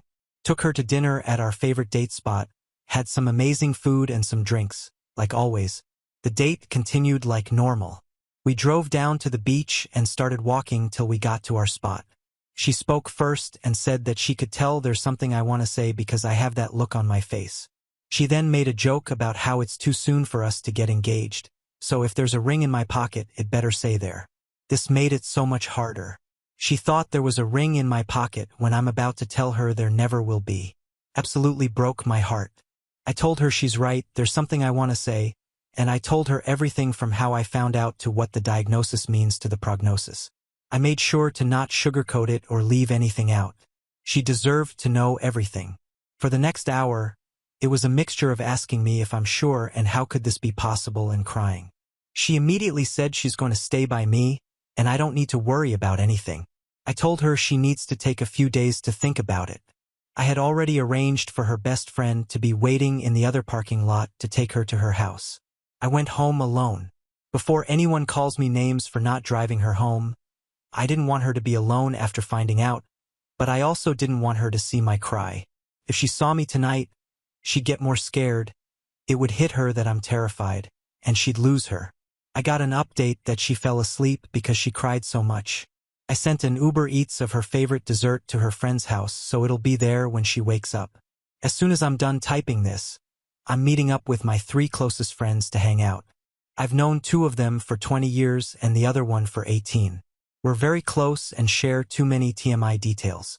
If anyone has suggestions on how to break the news of this to them, I'd greatly appreciate it. In the meantime, I'll be drinking for 2 me and this basty cancer. Edit. Thank you for the kind words. Couple things to add. I'm in Canada, so I have free healthcare. I'm not worried about the cost of fighting this. I still haven't seen my girl as she's still at her friend's house. She'll text me to ask how I'm feeling and gets mad when I say I'm fine or make a joke. Telling others. Couple things you need to know about my friends. 2 of them are in medical school and the other in law school. They're still idiots though. I started off by asking one of them to make a cancer joke, ending it quickly with, "Too soon, man, too soon." And that's how my best friends found out I have cancer. Medical school friends started telling me about new drugs and treatments, while my law school buddy demanded to see my medical directives form, and that's also how they found out I've been an organ donor for years. Parents still don't know. Sister can't even pretend to have a clue on how to tell her. I still see her as my baby sister, so it's tough. Low boss asked for a one-on-one this morning and told him my diagnosis. He said he'll help me abuse the company's benefits as much as I want. I told him all I really want is to show up to work like nothing's wrong and no one find out until I pass out at work. He agreed. My daily is a 2022 R1 blue crotch rocket for you non-motorcycle folks. I love that bike and have been asked if I'll stop riding due to this. Short answer is hell no. I've known I had something bad inside of me way before getting cancer. Life goes on and so will I. Update 2. She made her decision but went back on it. For those who don't know me, I'm 25M diagnosed with terminal illness. I gave my girl an out if she wanted it. You can read my posts for a better understanding. Sorry for being MIA, it's been kind of crazy. My girlfriend made the decision to not stay. She said she doesn't think she can handle it and doesn't want me to have to take care of her when it should be the other way around. I said I understand and will always love her, paraphrasing here, but that's the gist of it. Yesterday, she called me and said she's thought about it and wants to stay. She brought up all the other crap we've gotten over and how we always end up stronger. She wants to talk about getting married and kids while I still can. When I asked what made her change her mind, she said she'll tell me after I answer. No matter what I answer, this made me uncomfortable because she changed her mind. I told her I need time to think, but once again, I'm back to you lovely people to ask what the heck do I do? Am I overthinking this? While I'm here, I'll tell you all what happened with others. Family told them while I was at my parents' for dinner. I brought my scans and test results and just explained it using facts, not feelings. I did this because my parents both hold PhDs and are university professors. I thought they'd accept it easier with evidence rather than feelings. Seeing my sister cry shattered my heart into a million pieces. I just hugged her and said it'll be okay because now she knows she'll get my car soon. She laughed a little, and for some messed up reason that made everything okay to me. Friends, the 3 dum-dums I call my best friends, helped me tell some other close friends. They're being supportive and nice. I told them to cut it out and go back to roasting each other. They listened and we're good now. I've also told my work besties because they deserve to know. Update 3. Disappointing. First off, to people who commented and messaged, sorry for being MIA. I've been trying to get through them. Thank you to everyone who said kind things. A lot has happened since my last update. My girl said she would tell me why she changed her mind after I gave her an answer. I told her I wouldn't give an answer till I knew what changed her mind. And boy was I not ready for the answer. A lot of y'all thought she would tell me she's pregnant.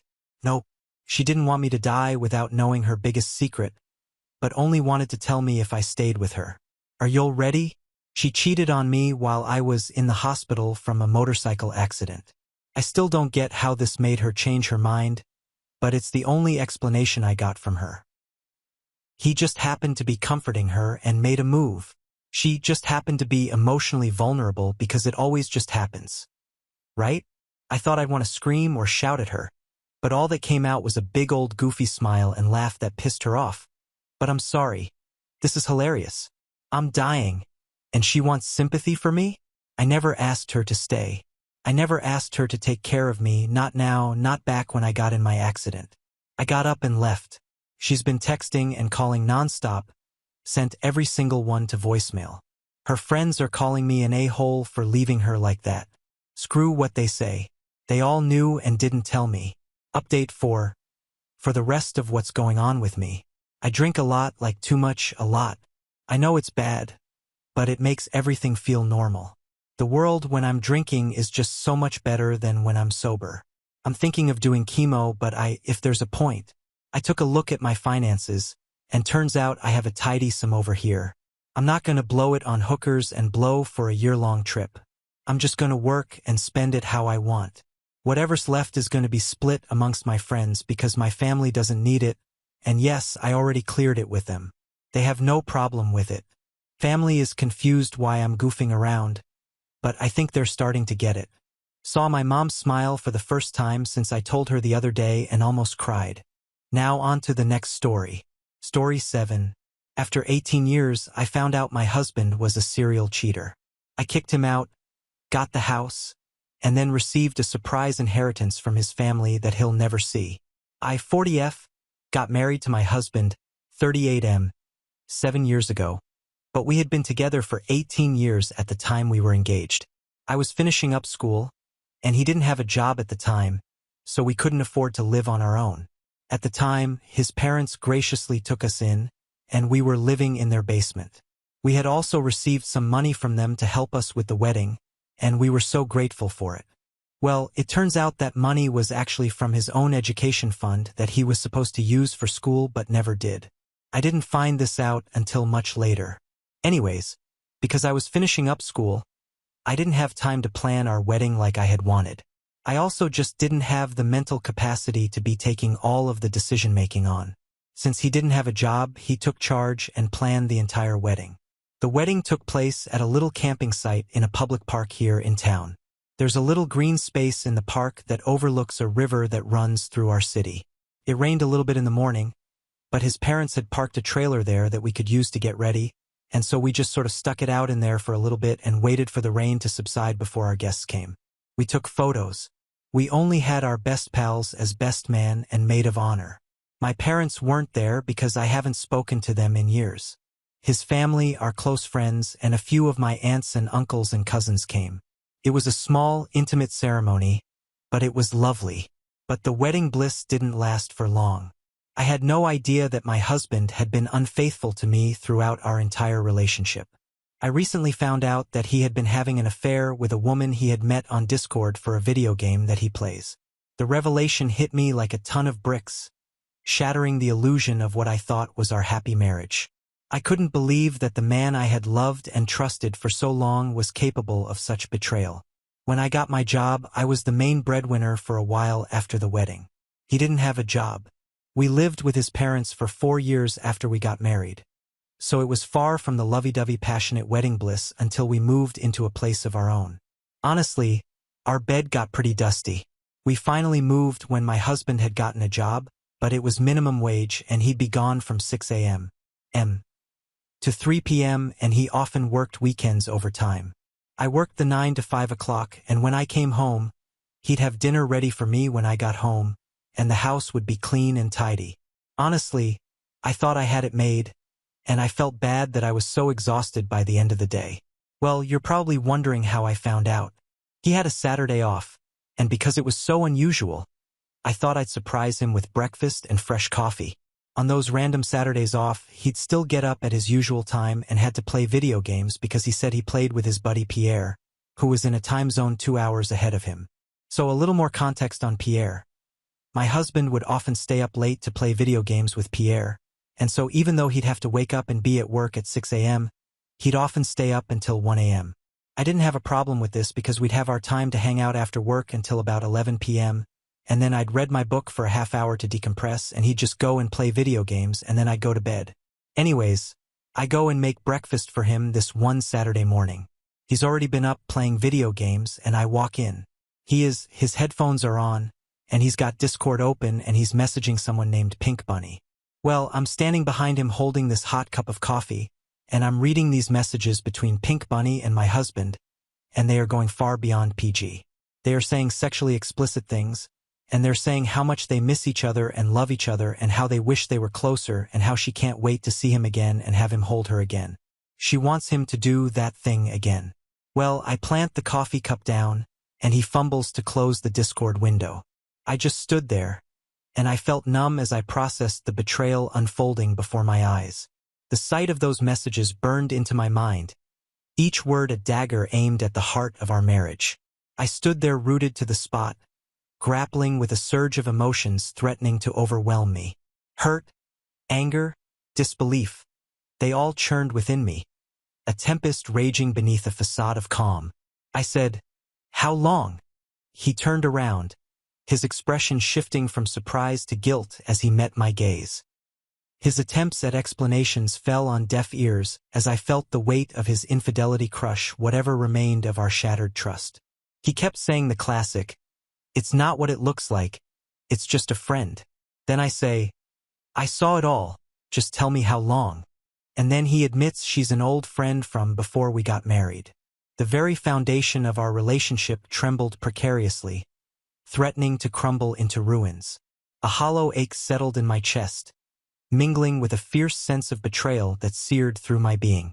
So I left the room, and he follows me into the kitchen, and he falls on his knees, and he's bawling his eyes out and crying and saying he's sorry, he's sorry. I told him to get out because the apartment was technically mine. He didn't have the funds at the time to help with the mortgage. He didn't even have a job when we applied for the mortgage, so we had to ask his parents to co-sign. After that whole fiasco, he went to stay with his parents again in their basement. I couldn't stand to be near him any longer. I kept getting calls from his parents that I ignored for a few days. Then his mom came by, and I couldn't ignore her anymore. I had told her what he told me, and I told her that I was done with him, and our whole relationship had been a lie. She tells me to try to make things work and that therapy might help. I say I don't know how I feel about that. I've pretty much made my mind up. Then she said they've put a lot of money and invested a lot of time in our relationship, as in the relationship I've had with him. I say, "What does that mean?" She says they let us stay in their basement so that we could save up money for this apartment and that they co-signed because they thought the apartment would stay in the family. I say, "Sorry, the house is actually in my name, and I'm the one that pays the mortgage, and I put the down payment on the apartment." I say, "Your son's been a leech, and not only is he a leech, but he's a lying, cheating scoundrel." She says that we shouldn't rule out therapy and we should seek counseling and that her son is sick with guilt and he's sorry for what he's done. Then I say, "He's only sorry that he got caught. If I didn't catch him, we wouldn't be here right now, and he'd still be messaging Dumb Bunny." Well, she didn't really like hearing that, and she said if him and I can't come to a conclusion, aka that conclusion being therapy and staying married, then they'd have to consider selling this place and getting their money back that way. Then I told her, over my dead body, and I said that she needs to get out of my apartment before I call the police. Then she says, "I can't call the police because it's her apartment too." And I'm like, "You show me a document with your name on it, and then I'll call it your apartment." So then she storms out. Then I get a call from him and I don't answer. So then it's followed by a stream of text messages that are telling me that I can't speak to his mother that way, and she's only just looking out for us, and that I should reconsider what I'm doing to the family. What I'm doing. As far as I'm concerned, he's made it clear that we were never a family. He wanted to stick his weenie in every other hole but mine. It's a common saying that you don't really know someone until you separate. Well, the relationship that I had with him and his parents quickly deteriorated when I learned of his infidelities. Yep, that's right, it wasn't just one person but also prostitutes, strippers, and whoever else he could find online. It slowly all came out in the weeks that followed. I guess his mom had asked to hear the whole story, and then she forced him to write an email to me telling me exactly what he told her. She told him it would help for therapy, but you can guarantee I didn't agree to going. I guess he had dated Pink Bunny, whose real name was Melissa, before we started dating. He said they had met online, and at the time she lived about 2 hours away, so she drove here and they hooked up in her hotel room. Then he said she moved out of state for school, but they stayed in touch and played online together. They talked almost every day, even when we were dating and into our engagement. They exchanged explicit photos and videos of each other, and they sexted online. He didn't see her again until a week before our wedding day. Apparently, she flew in just so they could have one last go at things, but of course it wasn't the last. They met 5 times after we got married. After a few more threats from his parents, I have to admit I did get scared, so I went to the bank that we got the mortgage from and asked about refinancing the apartment so that I could get their names off of the title of the apartment. I had been working a solid job for quite some time, and my job was safe and secure, and I was making really good money. I felt I could handle the payments by myself, and I had been for some time because he wasn't really contributing much of anything anyways. I ended up being able to refinance by myself without letting his parents know. And I'm happy to say that yes, the house is now officially all mine. Their names aren't on anything, but they had no idea. So one day his parents come over. Somehow they got into the complex and they have papers in their hands, and they're standing at the front door banging on the door telling me to get out of the apartment because it's theirs and they're moving their son back in. Well, I'm inside laughing because they can't touch me or this place. Then I yell that if they don't leave my property, I'll be calling the cops and getting their asses sent to jail. I said their broke-ass son won't be able to bail them out. Then they said if I didn't let them in, that they'd break the door down and drag my fat ass out. At this point, I didn't even have to call the cops because someone else in the complex did from all the ruckus. The cops showed up no less than 5 minutes later and came to the door, and I said, "These people are trespassing and threatening to break into my apartment." And then I show them the paperwork that I have that shows only my name on the title of the apartment and on the mortgage itself. Then his dad gets mad and says that he understands why his son cheated on a heifer, aka me. Then they continue to fight with the cops and they say they have paperwork that says the apartment is theirs, and they hold it up, and the cops basically laugh in their face and tell them to leave. They say if they get another call that they show up to my place again, they're getting arrested. Best decision I ever made. Cheating is already intolerable in and of itself, let alone cheating with hookers on top of everything else. He never got tested, jeopardizing my health for all those years and taking away 18 years of my life that he could never give back. I mean, I did get this apartment and it's completely mine now, but damn, he actually tried to hack my socials and my Google account and my bank information too. I had to change all of information and get like two-factor identification for everything. He did manage to get one of my old emails hacked, but it was an old one from high school that I hardly used anymore and didn't have any of my updated personal information. He tried to pay for a new computer on a shared visa before everything with his parents went down, and I had to dispute that and ended up winning, and then I closed that visa. I ended up having to file a restraining order against him, and I told his parents that he better stick to it or else he'd find jail to be a pretty cold little home. Shortly after I left him and kicked him out, I wiped out all our joint accounts, cleaned house. I was sleeping with the enemy. In the end, he turned out to be a stranger after all, and the stranger who was meant to stay in my life as a stranger, and I'd like to keep it that way too. The divorce is finally finalized, and I'm free of him and his wretched parents. Update. I'm back. You're not going to believe this. A few weeks after the divorce was finalized, I got a letter in the mail from an attorney I'd never heard before. I thought, great, now what? Well, I opened it up and saw that it was a letter about a trust fund that was set up years ago by my ex's grandparents, and it was intended for him or his spouse, aka me, under certain conditions. Well, turns out I guess his grandparents had foreseen the possibility of financial mismanagement by their grandson and created this as a safety net. In order for this trust fund to be released, it meant either the completion of a significant marriage milestone like an anniversary or, interestingly enough, a marital dissolution due to, you guessed it, infidelity. Boom. I guess the refinancing and the fact that I divorced my ex because he's a cheating SOB means that I am in fact the beneficiary of this trust fund. Imagine that. In navigating the legal process to claim this trust, I inevitably had to see my ex and my in-laws again, but they didn't understand exactly why I was there. My ex looked like absolute dog shit. He had lost weight, he looked like he hadn't slept, and his hair was thinning. Honestly, I felt pretty good about that. I had been taking good care of myself. I had been eating healthy and I was taking spin classes and you could bounce a coin off my butt. I made sure I wore my very best so he knew exactly what he was missing. Once they found out I was getting a significant lump sum, my ex tried to weasel his way back into my life, offering apologies and insincere promises of change, but I wasn't going to fall for his games again. I stood my ground, refusing to let him back into my heart or my life. As the legal process seemed to drag on, I couldn't help but feel a sense of satisfaction in seeing my ex struggle financially. It seemed that finally some cosmic justice was being served. He had taken me for granted and cheated on me, and now he was being punished for his actions. The money from the trust fund arrived in a lump sum, and it was more than I had ever imagined. I took a deep breath and thought about my next steps with this newfound wealth. I could finally start a new chapter in my life. Anyways, that's my update. Hopefully, I don't come back with another one. Thank you for all your advice and comments and kind words and reality checks. I'm pretty proud to say that I'm feeling pretty good these days. Now on to the next story. Story 8.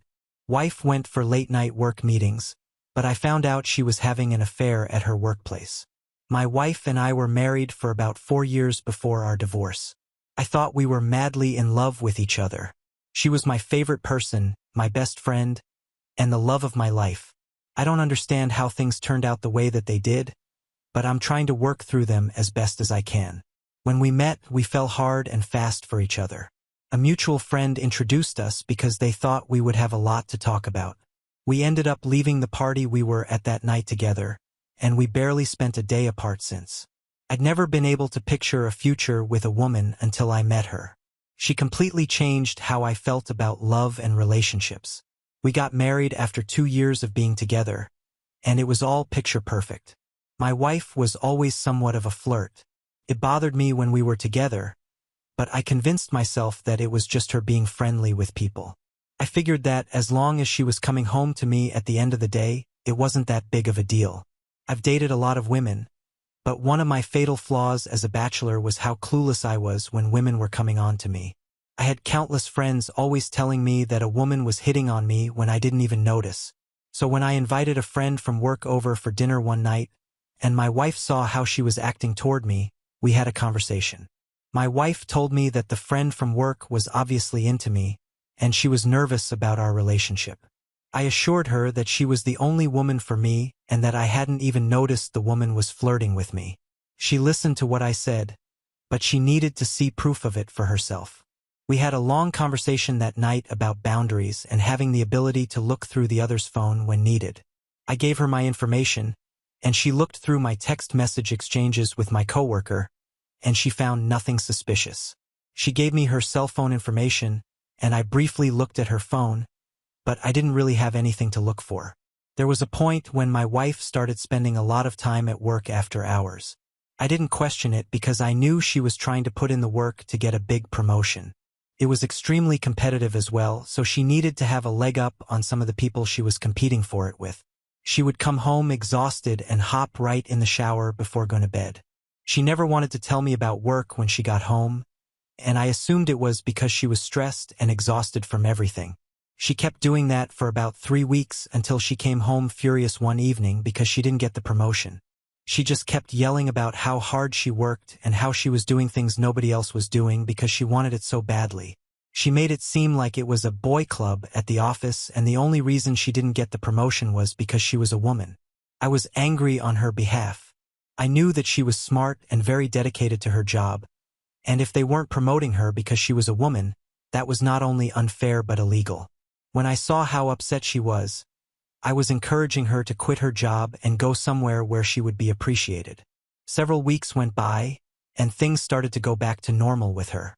She was annoyed that she didn't get the promotion, but she sucked it up and went back to work as she always had. I was working from home one afternoon when I got an Amber Alert notification on my phone. The alert freaked me out, so I swiped it away very quickly to make the sound disappear. However, I could hear the alert going off from somewhere under my bed. I was confused about that right away. I got up and started digging through some of the bags and storage containers we kept under there to find out where it was coming from. I found an old tote bag hidden inside a plastic storage container with a cheap cell phone inside. It was turned on and had about half the battery life remaining. I got rid of the Amber Alert notification and just stared at the phone, confused about why it was there. My wife and I were on the same phone plan, and I knew that she had an iPhone, not some chintzy little plastic phone. For a second, I assumed it was probably just an old phone of hers, but that didn't explain why it was on and had battery life to it. I unlocked it and took a quick look through it to see what was going on with this phone. I could see that it was on silent mode, so had it not been for the Amber Alert, I wouldn't have even known it was there. Aside from a few missed calls from toll call numbers, there was only one number that was frequently called and texted. I recognized the name right away. It was one of my wife's coworkers. Let's call him Chris. We would invite Chris and his wife over for dinner often. We went on double dates with them. They had their first baby on the way, and everything. I took a deep breath, and I looked through the messages. It was clear they were having an affair. They had been exchanging pictures with each other and talking about what they were going to do with each other the next time they could be alone. There were messages where Chris told my wife that he was thinking about her when he was sleeping with his wife. My wife would reply by sending him a picture of her topless or something like that. They made plans together to both stay late after work and be with each other. The more I scrolled through the messages, I realized that there was never a promotion that my wife was trying to get. She had come up with a very elaborate lie to cover for what she was really doing after work. I completely believed it too. I was heartbroken with what I found. My wife was the woman of my dreams, and I was over the moon to be with her. Then I found out that she was cheating on me. I almost wanted to put the phone back and pretend like I hadn't found anything out, but I knew I couldn't do that. How was I supposed to look at her the same way after I knew what she had done? I was going to have to divorce her, and the idea of that was heart-wrenching. I got back to my computer and immediately started looking up some information about divorce. While I was doing that, my wife texted me and told me that she would be staying late at work again because she needed to prepare for a meeting the next day. After what I'd seen, I knew it was a lie. I hadn't been angry up until that point. I was sad and defeated, but when she lied to me again, and I knew what was really happening, I was furious. I thought over what I wanted to do for a few minutes before an idea struck me. I called Chris's wife, and I asked her if they wanted to come over for dinner that night. She told me it sounded great, but Chris was staying late at work. I told her we would schedule it for another time, and about 10 minutes later I texted her and told her that my wife was staying late too. I suggested that we be supportive, caring partners and grab some takeout and bring it to them. She was all for that idea. We met up around 5:30, went to grab some Chinese food, and drove together to the office where our partners worked. I knew that we would likely be walking into both of them having sex, and I was nervous to see it. I started to feel bad that I had involved Chris's wife in all of this. She certainly didn't need to see what was about to happen. Unfortunately, it was too late to go back. We got to their office about 45 minutes after everybody would have normally left for the day. There were a couple of cars in the parking lot. One of them I recognized right away was my wife's. Both of us went inside and took the elevator up to the office where our partners worked. When the elevator door opened, we could hear the sounds of people having sex. They weren't really making much of an effort to hide what they were doing. I was surprised that his wife immediately dropped the food on the ground and stormed through the office to see what was happening. I let her lead the way, and she brought us to a small conference room where both of our partners were completely naked and on the floor having sex. She slammed the door open and walked over to her husband, pulling him off my wife by his hair. Chris saw her and started immediately trying to apologize and explain what was happening. My wife immediately stood up and tried to get dressed. I didn't say anything. Instead, I just turned around and walked away.